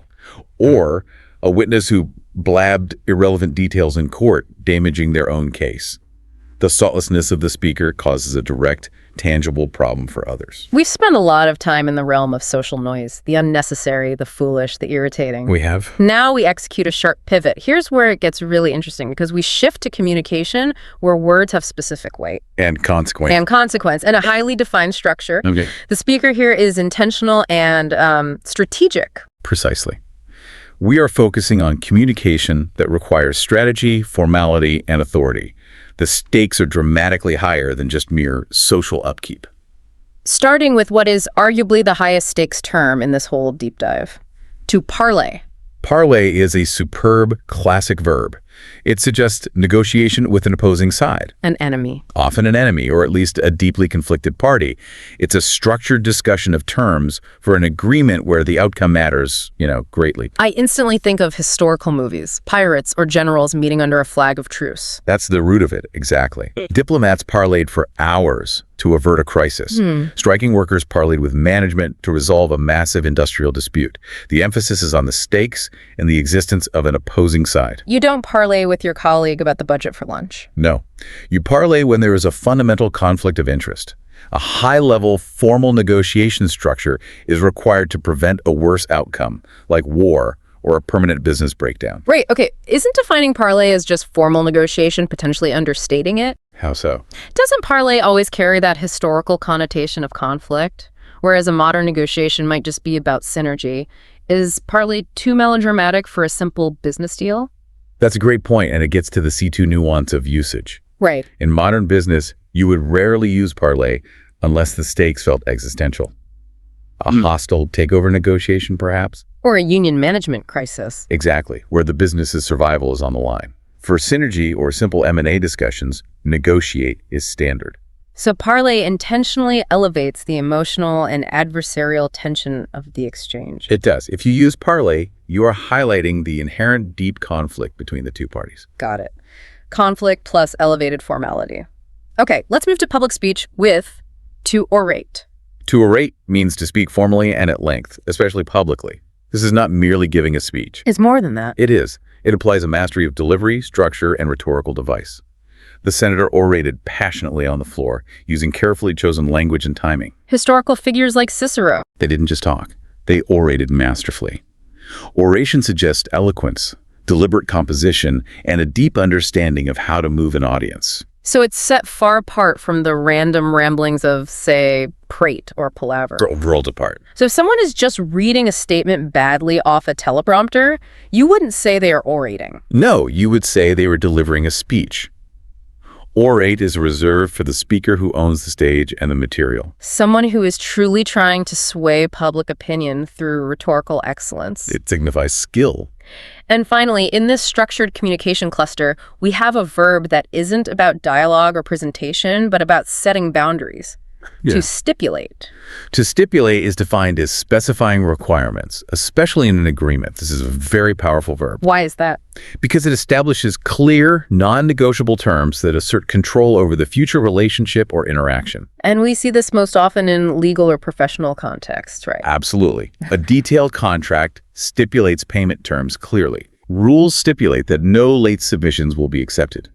You stipulate terms to prevent ambiguity and assert non-negotiable boundaries, which is why it often carries a legal or final connotation. So it's the ultimate move from talking about potential terms to establishing the definitive binding terms themselves. It shuts down discussion on those specific points. The insight there is that stipulation is proactive. It prevents palaver later on. Because the terms are already established and documented. Exactly. Let's transition now to how we share our thoughts, our beliefs, and our intellectual foundations. Okay. It's fascinating how many different words English has just for sharing a thought, depending on the weight, the relevance, and the intellectual foundation we attach to it. Indeed.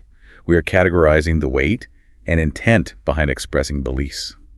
We move from a casual comment to deeply foundational reasoning. And the vocabulary shifts significantly to reflect that intellectual heft. It has to. So let's start with the basic expression of belief, to opine. Opine is the starting point.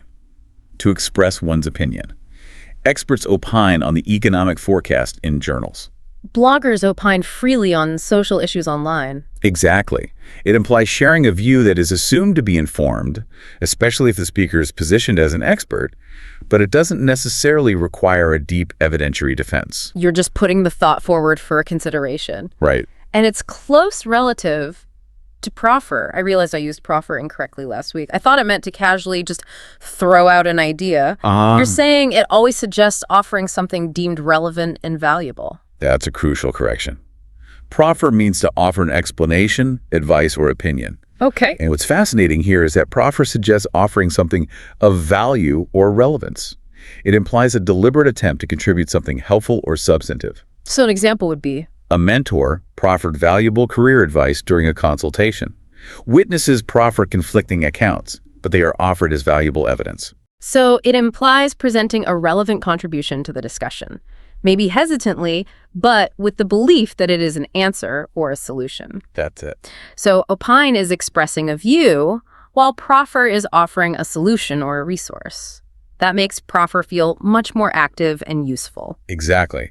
One is a state of belief, the other is a helpful action. Now we get to the highest intellectual level. To postulate. This one sounds like it belongs in a science lab. It does. Postulate means to suggest or assume something as a basis for reasoning. Right. The synonyms posit, hypothesize, presume, they tell the whole story. They do. This is a high-level cognitive verb related to intellectual foundation. Scientists postulate theories to explain complex phenomena before they gather evidence. And philosophers postulate the existence of ideal societies based on certain initial axioms. Right. If you're postulating something, you're creating the foundational assumption upon which a larger structure of ideas will be built. It is speech that forms the starting point for exploration. You can't postulate what you want for dinner. No, you postulate the starting truth for a massive intellectual undertaking. So you opine casually, you proffer something helpful, and you postulate something foundational. But the manner in which any of these are delivered can change everything, which brings us to the adjective vociferous. Vociferous describes the intensity of the delivery, not the content. It means expressing opinions loudly and forcefully. Okay, so why is it more powerful than just saying loud? Because it often implies a kind of moral righteousness or intense passion applied to the volume. So the speaker is trying to physically push their idea onto the audience. Precisely. The crowd was vociferous in their demands for justice. Protesters became vociferous during the legislative debate, forcing a recess. The term captures a clamorous, outspoken delivery, regardless of whether the speaker is opining or postulating. It's all about that sheer intensity and volume applied to the speech. And it suggests the speaker believes the sheer force of their sound equates to the force of their conviction. It paints a much more vivid picture than just shouting. It implies a cause or a belief driving the noise. Nobody likes a show-off. Yeah. But English gives us incredibly precise ways to describe different kinds of boasting. This is where precision in vocabulary helps us identify whether we are dealing with ego, insecurity, or, just a bit of triumphant gloating after a win. This cluster of verbs is all about self-aggrandizement, but they differ based on the loudness, the specific intent to impress, or the context of a victory. Okay, let's start with the loudest, most aggressive forms. To gasconade and to rhodomontade. Right. They are massive words, and they seem like identical twins describing loud exaggeration. How do we pull them apart? We pull them apart by focusing on the speaker's internal motive versus the audience's reaction. Okay. To gasconade means to brag loudly and exaggerate, specifically to impress or intimidate. Right. But the C2 insight here is that the source notes a critical psychological element. He gasconades constantly to mask deep-seated insecurities. So it's often offensive. Performative bluster used as a shield. It is. The speaker is trying to make themselves feel better or prevent others from challenging them. Okay, so gasconade is an internal defense mechanism expressed externally. What about rhodomontade? Rhodomontade is similarly defined as bragging and exaggerating loudly, but it often focuses on its detrimental effect on others. How so? The knight rhodomontaded about his battlefield triumphs for hours, and his endless rhodomontade alienated every potential ally at the court. So while both are loud, rhodomontade focuses more on the dominance factor. Exactly. You rhodomontade to dominate conversations and bully listeners, often to the detriment of your social standing. The primary result is often alienation. So gasconade is bragging out of fear. Rhodomontade is bragging out of overconfidence that pushes people away. That's a fantastic differentiation. They share the theme of excessive, self-aggrandizing noise, but their root cause is different. Okay. Moving from general bluster to celebrating a specific achievement, we have to crow. Crowing is very specific and strongly associated with gloating over specific success. It usually suggests immediate, sometimes petty triumph. So after winning the contract, the team crowed about their victory in the office. Perfect example. Or the rival CEO crowed over his competitor's failure. It often carries that cautionary element too. Don't crow too soon. The negotiation isn't finalized. It's a very specific, triumphal celebration of a win. Got it. Now, for the mechanics of overstatement itself, we have to hyperbolize versus to play up. To hyperbolize is pure descriptive overstatement used for emphasis or effect. It's a technique. Okay. Storytellers often hyperbolize events for dramatic effect. Advertisers hyperbolize product benefits to make them seem superior. So unlike gasconade or rhodomontade, which are about the speaker's ego. Hyperbolize is a neutral descriptive technique. The speaker is intentionally stretching the truth for maximum impact. And its close cousin, to play up. I feel like play up is a more strategic, selective act. It is. To play up is a strategic, intentional action defined as emphasizing or highlighting something to make it seem more important or relevant than it might otherwise be. Okay, like in an interview. Exactly. She played up her minor volunteer experience as a leadership role in the interview. Right. Directors play up emotional scenes by adding dramatic music for maximum impact. The media plays up a minor scandal by giving it wall-to-wall coverage. So it's selective exaggeration. You intentionally spotlight certain facts while downplaying others to achieve a calculated strategic goal. That's it. So hyperbolize is stretching the truth of all facts. Play up is focusing the spotlight only on the facts that serve your agenda. Not all communication is about agreement or sharing knowledge. No, definitely not. Some is designed to wound, criticize, or playfully engage. We're now examining the darker and lighter sides of interpersonal communication. The language of conflict and social maneuvering. This section reveals the language of deliberate interpersonal engagement, ranging from direct insult and disdainful mocking to the essential counterpoint of good-natured teasing. Okay, let's start with direct disrespect. To affront. To affront means to say or do something purposely hurtful or disrespectful. So the focus is on the deliberate nature of the disrespect. It is, and the resulting injury to the recipient's dignity. His crude joke affronted the entire religious group. She felt deeply affronted by the dismissive tone the manager took when discussing her work. So it describes a deep, intentional slight that wounds the recipient's sense of propriety or honor. Right. Then we have to scoff, which feels less direct than an affront. It sounds like it's aimed more at an idea than a person. That's right. Scoff is about mockery mixed with contempt. It means to mock contemptuously, often verbally. So an example would be, critics scoffed at the innovative design initially, saying it would never work. They scoffed openly at her ambitious goals, treating them as naive or unworthy of serious consideration. So it's a verbal expression of disdain. Treating the subject or idea as utterly trivial. An affront aims to wound a person. Scoff aims to dismiss an idea. And of course, the most direct verbal outlet for immediate frustration, to cuss. Cuss is simply to use impolite or profane language. He cussed loudly after stubbing his toe. Right, an immediate, emotionally driven response. Using profanity as a pressure valve. A film character might cuss repeatedly to show frustration or lack of education. It's an unvarnished, often spontaneous burst of negative emotion delivered through language. Moving away from direct confrontation, we have the indirect conflict of to tattle. To tattle means to reveal someone's wrongdoing or misbehavior to others, usually an authority figure. But the C2 layer here is the social dynamics, isn't it? It is. Children often tattle on siblings to gain a parental advantage. Sure. But in a workplace, employees who tattle risk being ostracized by their peers, even if they are technically right. Right. It's an attempt to resolve conflict or gain advantage by informing an authority figure. But it almost always comes with a social cost among peers. It highlights the division between hierarchical and peer relationships. Okay, our only truly positive term in this section is to banter. We need a word to counteract all this negativity. Banter is the crucial counterpoint. It means to engage in light, playful, teasing conversation. So it's vital because it uses teasing not to offend or slight. But to build rapport and ease tension. Comedians banter effortlessly to warm up the crowd. And colleagues banter about sports or harmless mistakes to ease workplace tension. It's quick, witty exchange designed to establish good humor and intimacy. If a front is designed to cause disrespect. Banter is designed to generate respect through shared humor. Exactly. That distinction is key. The intent separates banter from scoff. Banter requires reciprocity. And scoffing requires contempt. Finally, let's look at communication that is either struggling to get out or is intentionally designed to hide its true meaning from the wider audience.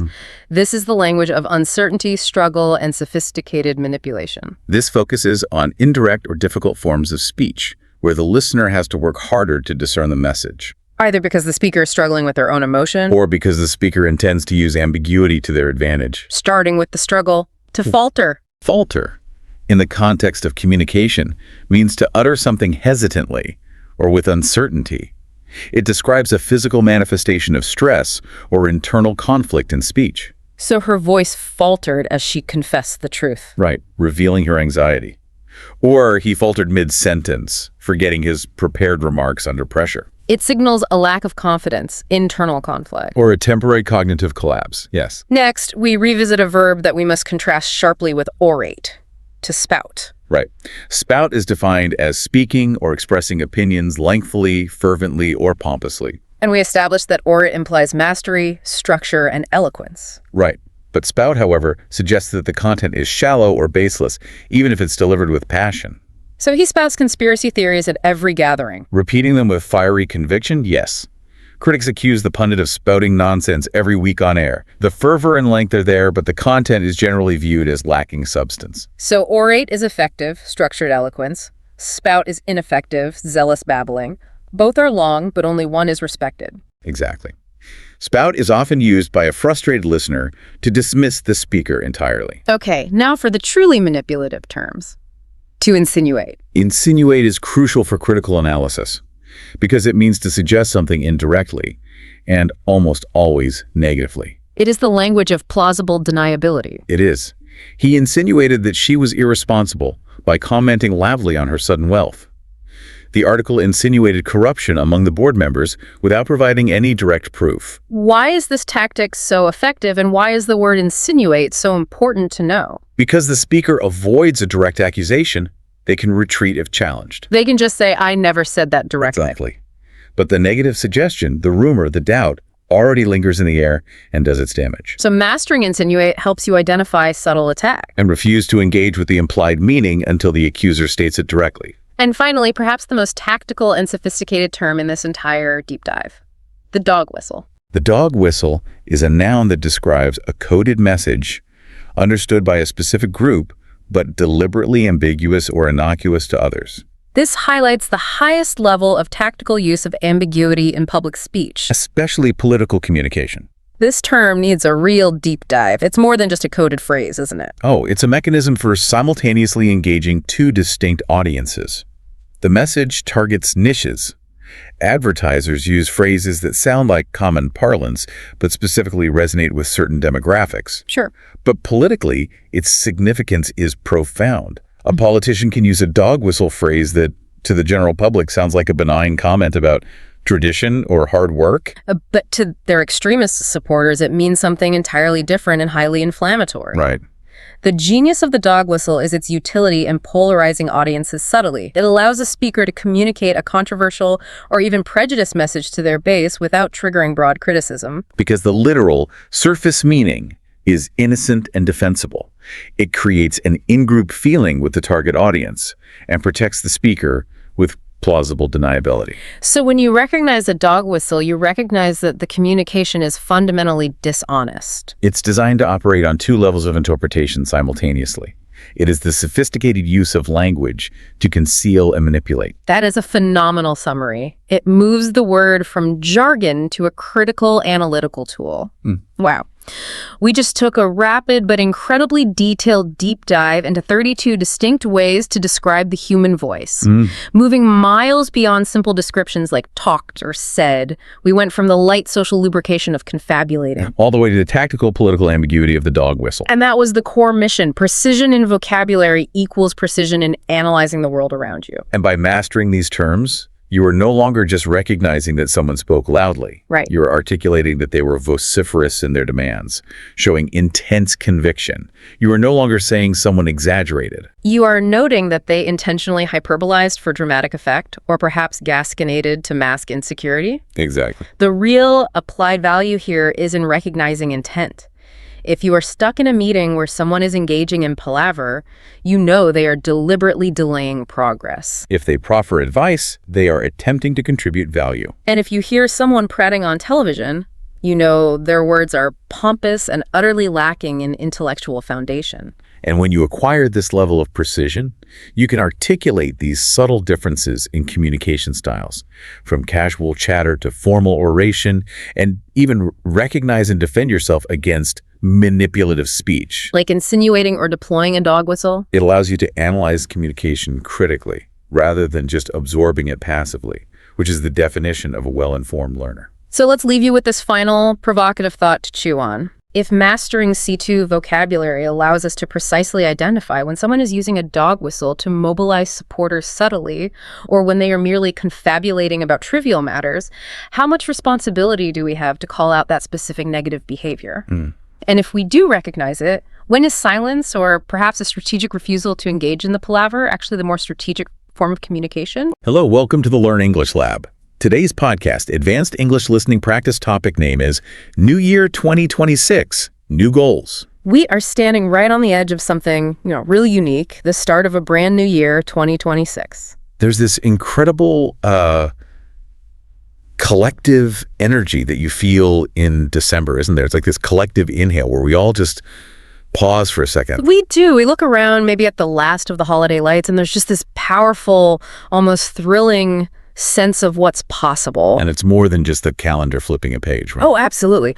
What's so fascinating is that it's this universally recognized moment. We see 2026 not just as, the next 365 days, but as a completely blank canvas. Fresh start. A total fresh start. It doesn't matter what happened last year, the wins, the unexpected challenges, the quiet struggles. This coming year is entirely yours to write.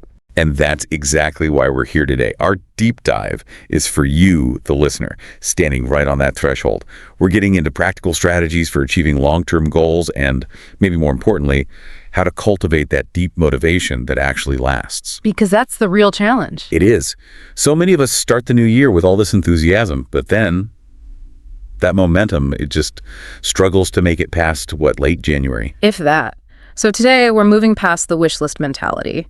We want to explore how you can start 2026 with real purpose and passion, the kind of genuine, resilient motivation that turns a vague resolution into a structured, lasting reality. So we're talking actionable insights, a real roadmap. A reality-based personal roadmap, so you can let go of that guilt from past attempts and just focus on genuine, sustainable growth. Okay, so let's start at the beginning. Before we can even think about sprinting into 2026, we have to pause and, look back at 2025. And this is the step everyone skips. It's so true.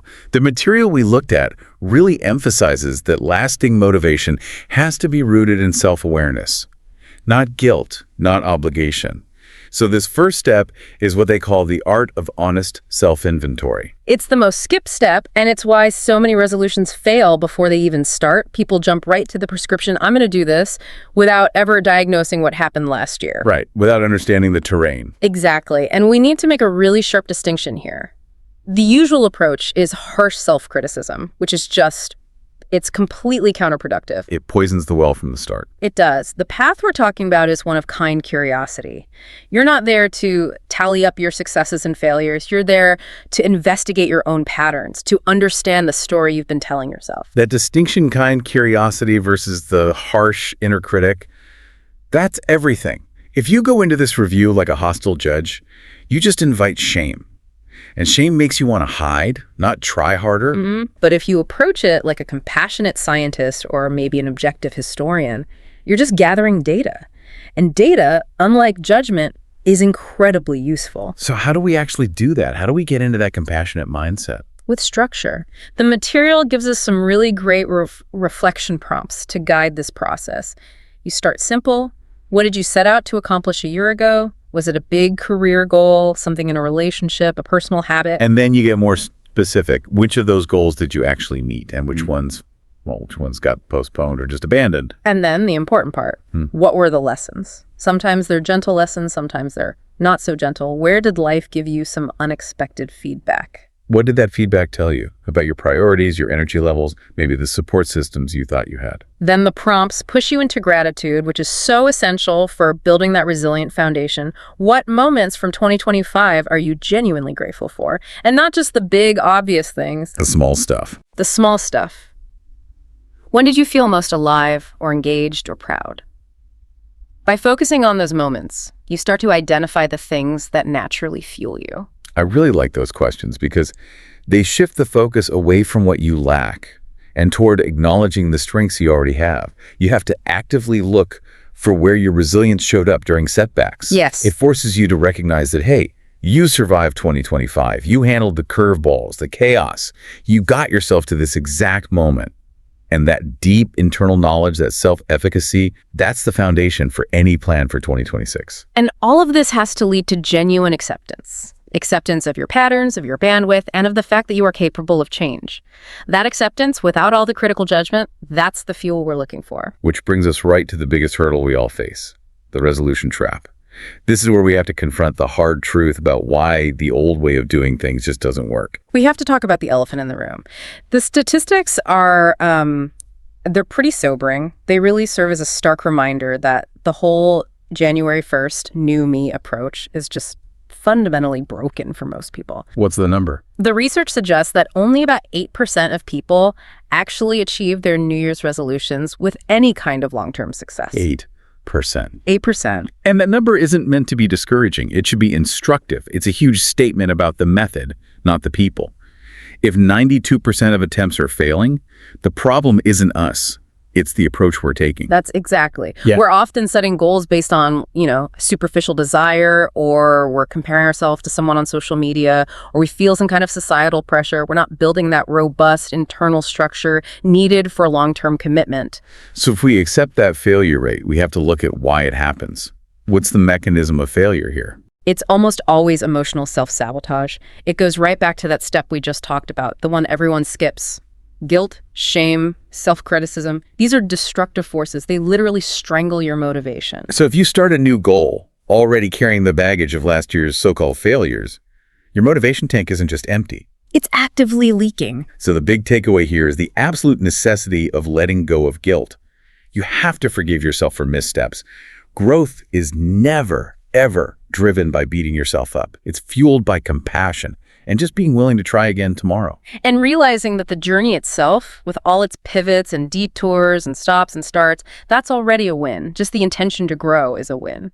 The ability to restart a habit from a place of kindness rather than self-loathing, that seems like the single greatest predictor of success. It might just be. If you can adopt the mindset that a lapse in your routine is just an inevitable part of being human and not some final devastating failure, you're free to restart immediately.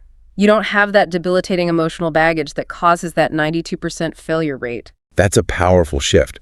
It's not about performance. It's about persistence. Precisely. Okay, so we built this resilient, guilt-free foundation. We've taken an honest look at our past patterns. Now we can start looking forward with some real clarity.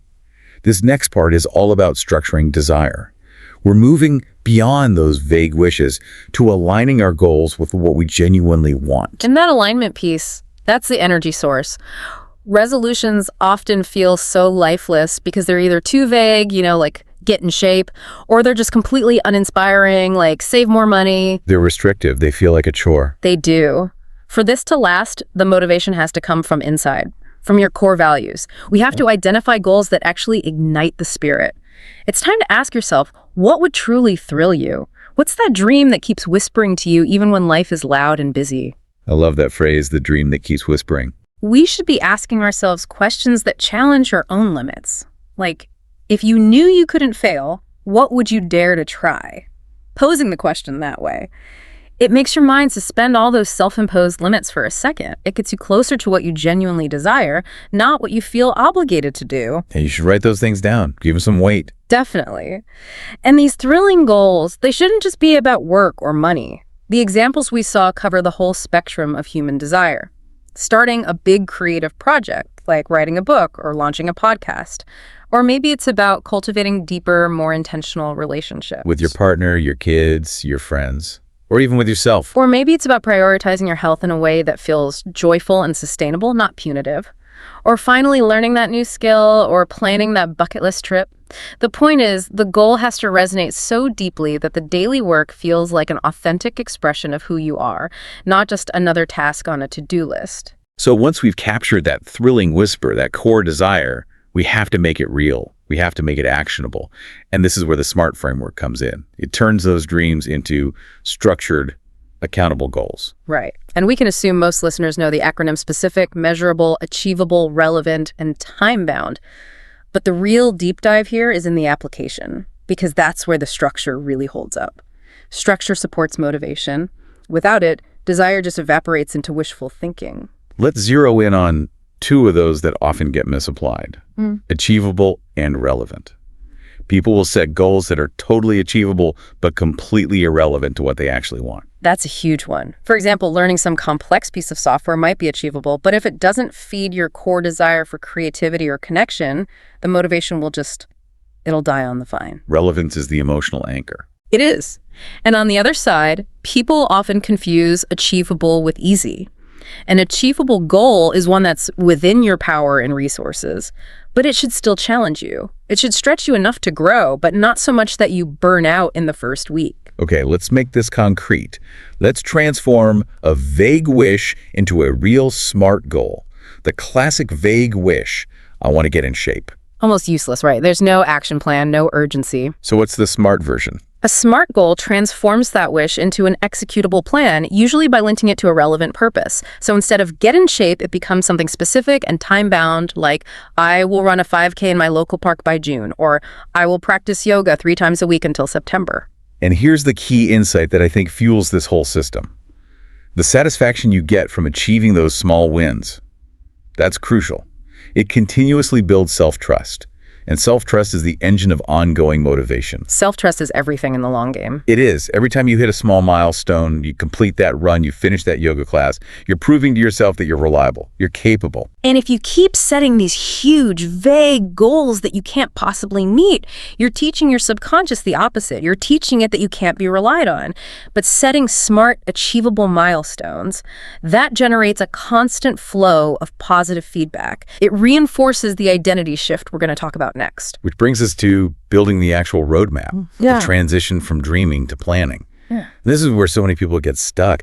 The ultimate goal just feels overwhelmingly big. They look at the mountain peak and decide it's easier to just stay in the valley. Right. So what's the counter strategy? It's elegant and simple. Start small, aim high. Your big ambitions are valid, but you have to protect your mental and emotional energy. So you have to start small. Almost. Comically small. What does that actually look like in practice? First, you have to be disciplined with your focus. Choose only 1 or 2 key areas to really work on first.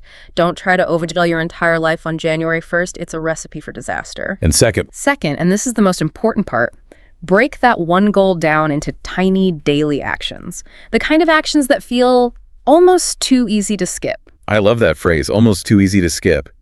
That's all about reducing friction. So if your goal is to write a book, the daily action isn't write a chapter. No, that's way too big. That invites resistance. The daily action is write for 15 minutes right after my morning coffee, or open the document and write 100 words. It has to be so small that the psychological barrier to starting is basically zero. You want to win that moment of decision. And you need a system to track this, right? To make it visible. Yes, a habit tracker, a calendar, even a simple checklist. If you can physically see the chain of consistency you're building, you create this internal pressure not to break the chain. Momentum is such a powerful force, and it's built through relentless consistency, not these grand, heroic gestures that only last for a week. So you don't need a home run every day. You just need to show up at the plate. Okay, the long game. It requires more than just a good plan. It requires foresight. We have the roadmap, but we know it's going to collide with reality. So this next part is about recognizing the limits of willpower and using identity and community to sustain change. Let's just be honest here. Relying only on willpower is a fundamentally flawed strategy. We all start the year with what feels like this bottomless well of determination, but willpower is a finite resource. It's like a battery. It is. It runs out. Usually around the time the holiday sugar crash ends or when the first unexpected crisis hits at work. A smart roadmap involves actively planning for life's spectacular curveballs. So this is like doing a pre-mortem on your goals. You don't just plan for the ideal day. You brainstorm the challenges and the solutions ahead of time. What happens when you're exhausted or sick or traveling or dealing with a family issue? Your system has to be designed to survive that shock. And you need concrete, low-friction solutions ready to go. For example, if you know you struggle with morning workouts because of the effort it takes to get ready, the solution isn't just try harder. That never works. It's a structural solution. Pre-pack your gym bag and put it by the door, maybe even sleep in your workout clothes. You're removing the friction so that going to the gym becomes the easiest choice you can make in that moment. Or if distraction is derailing your writing goal, the solution isn't beating yourself up for a lack of focus. It's environmental control. You schedule non-negotiable, device-free writing sessions. You're building a fortress against distraction for when your willpower is low. And there's a really important pro tip here for long-term planning. You have to incorporate restart points. What are those? They're not failure points. They're intentionally scheduled, regular check-ins, maybe every Sunday night or the first of the month, where you review your progress and have a guilt-free reset. So that promotes adaptability. Instead of feeling like the whole plan has failed because you got sick for 2 weeks. You just see it as a temporary blip. You know you'll address it at your next restart point. It means you treat your goals as living, adaptable things, not these rigid rules that shatter the second they're challenged. It's like treating your goal as a hypothesis you're testing. A failure is just data. It is. If you miss 3 days, you don't quit. You go to your restart point and you ask, okay, why did this happen? Was the daily action too big? Was the timing wrong? And you iterate, you adjust. Let's pivot to what might be the deepest lever for change here. The power of identity-based habits. The research seemed to be really clear that lasting change comes from habits, and habits are rooted in your identity. It's a fundamental shift in how you see yourself. This goes so far beyond just behavior modification. You stop trying to do things and you start trying to be someone. So instead of the surface level goal, I want to run more, the internal framing shifts to something like, I am a person who values movement and physical health. That subtle shift changes the entire motivational game. Every small action you take, putting on your running shoes, choosing the healthier lunch, going to bed on time, it becomes a vote for that new identity. It reinforces who you're actively becoming. You're not just chasing some external result anymore. You're confirming a core belief about yourself in the present moment. That is incredibly powerful for motivation. Okay, but let's play devil's advocate for a second. Isn't there a risk of this just being fake it till you make it? What if you don't actually believe on day one that you're a person who values movement? How do you bridge that belief gap? That's a great question. The insight here is that the belief is built through action, not just through affirmations. You don't have to believe it 100% on day one. You just have to take the first tiny intentional action. Each action is a piece of evidence. Exactly. If you want to be a writer, you write 100 words. Now you have evidence. You are, in fact, a person who writes. The belief follows the evidence, not the other way around. So the actionable question you can ask yourself is, what would someone who has already achieved this goal do today? Yes. If you want to be a successful entrepreneur, what does that person do? They show up, they make the call, they do the research. You start to embody the goal rather than just chasing it from a distance. And finally, we have to talk about community. Motivation almost never succeeds in a vacuum. You have to find your tribe. The data is so strong on this. Community and accountability are some of the best predictors of lasting change. Motivation is genuinely contagious, and isolation is its enemy. When you share your goals, either publicly or with a trusted circle, you tap into a really powerful social dynamic. So this isn't about bragging. It's about sharing your intentions with family or friends, joining a group with similar interests, or finding a mentor. It's about building a resilient support network that exists outside of your own very finite willpower. Let's break down the mechanics of that. Why does external accountability work so well? There are a few things at play. First, it's a commitment device. Just knowing you have to report back to someone makes it harder to quit. Second, there's informational support. When you struggle, other people who've been there can give you practical advice or encouragement. And when you succeed? You share that positive energy. You become part of their support system. It transforms the journey from this solitary, grinding effort into a shared, positive collaboration. We've talked a lot about the effort and the persistence required, but we have to talk about the fuel. A huge part of sustained motivation is learning how to effectively celebrate the milestones. You can't just wait for the distant finish line to feel good about what you're doing. Motivation grows so much faster when you give yourself recognition and rewards along the way. If your big goal is going to take a whole year, you need 52 weeks of micro rewards to sustain the energy to get there. Strategic self-reward is essential fuel, not an optional bonus. So what are some good examples of celebration? The critique is always that we're not talking about self-sabotaging rewards, right? Like, you don't celebrate a week of healthy eating with a giant pizza that undoes all your progress. No, the rewards have to be aligned with your core goal and your identity. If your goal is professional growth, maybe the reward is treating yourself to a really nice coffee or a new notebook. If the goal is writing, maybe it's an hour spent just reading for pleasure. If the goal is physical health, it could be a restorative massage or a long, guilt-free walk in nature. This leads to a really critical distinction, especially in today's hustle culture.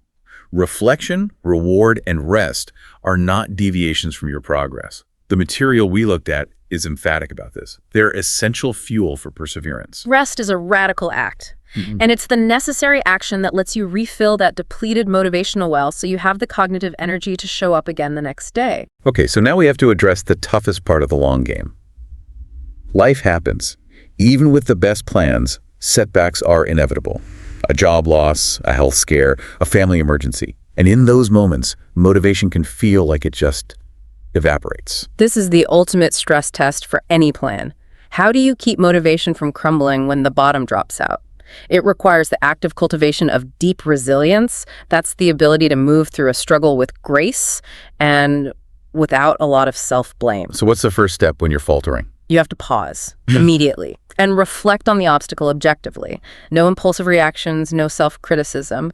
You just have to ask yourself, what specifically can I control in this new reality, and what do I have to let go of? And crucially, this means that most goals will require modification, not total abandonment. Exactly. You might have planned to write for an hour a day, but if you're in the middle of a crisis, maybe 5 focused minutes is the new, realistic, and highly successful goal. That tiny act is still progress. It keeps the chain from breaking. It also means understanding that sometimes the failure is actually feedback. It might be asking you to pivot to a gentler approach, or to realize something deeper about your priorities in that moment. This whole approach lines up perfectly with the philosophy of the growth mindset, which was popularized by Dr. Carol Dweck. And we should probably dig into the nuance of this, because just saying have a growth mindset isn't all that helpful. For sure. So a growth mindset is the belief that your abilities can be developed through dedication and hard work. Let's contrast the inner monologue of a fixed mindset versus a growth mindset when facing a setback. Okay. The fixed mindset voice says, I failed that exam, therefore I am a failure, and I should probably just quit because I obviously don't have the natural talent for this. That voice just shuts down all future effort. And the growth mindset voice? The growth mindset voice says, I failed that exam. This is critical information. It's telling me my current study strategy isn't working. I can use this information to adjust my approach and try again. That shift in perspective is it's monumental. When you see a setback as a data point, you support lifelong fulfillment. You're not just trying to check a box. You're cultivating a relationship with learning and iteration. That fuels a motivation that isn't dependent on immediate success. Which brings us to the ultimate reward of all this work, The reward isn't just a completed to-do list, it's a profoundly transformed way of living. Achieving even one key goal creates this powerful exponential ripple effect that touches every other part of your life. It's like an ecosystem of well-being. Let's get into some specific examples of this ripple effect to show how the returns compound. Okay, let's take a simple goal, improving your sleep hygiene. The ripple effect starts right away. Better sleep gives you more energy and patience in your relationships. That's ripple 1. That improved patience reduces stress, which lets you focus more deeply at work. Ripple 2. That increased cognitive performance leads to faster learning and more confidence, which unlocks more professional growth. Ripple 3.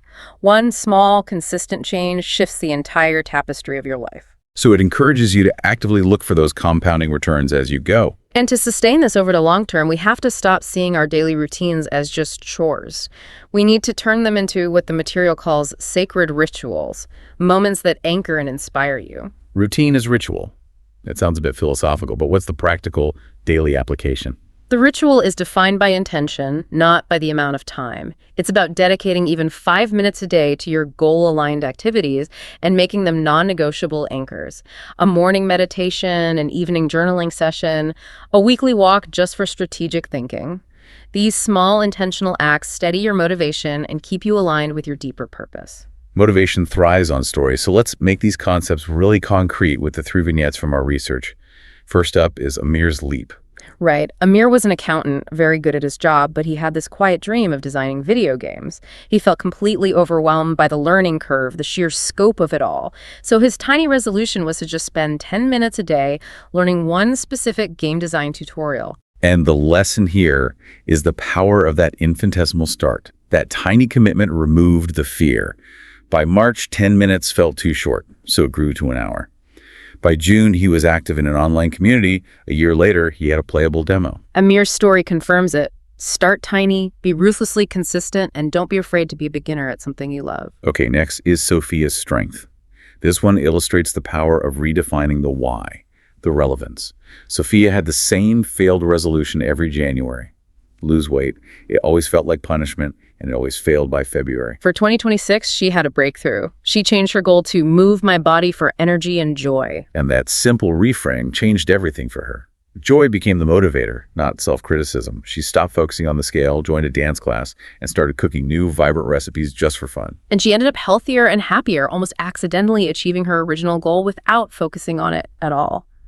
When your why is rooted in joy and self-care, not discipline, motivation lasts. And finally, Deshaun's Dare, which is all about correcting our modern obsession with hustle culture.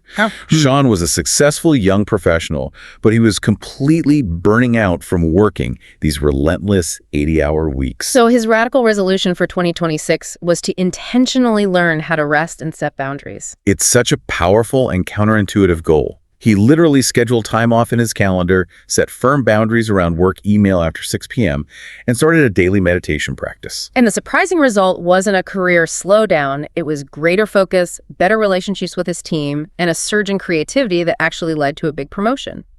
The lesson is that intentional rest isn't the reward for work. It's the essential fuel for all effective, high-quality work. Those 3 stories just perfectly encapsulate the core strategies: tiny actions, a shift in identity, and prioritizing restoration.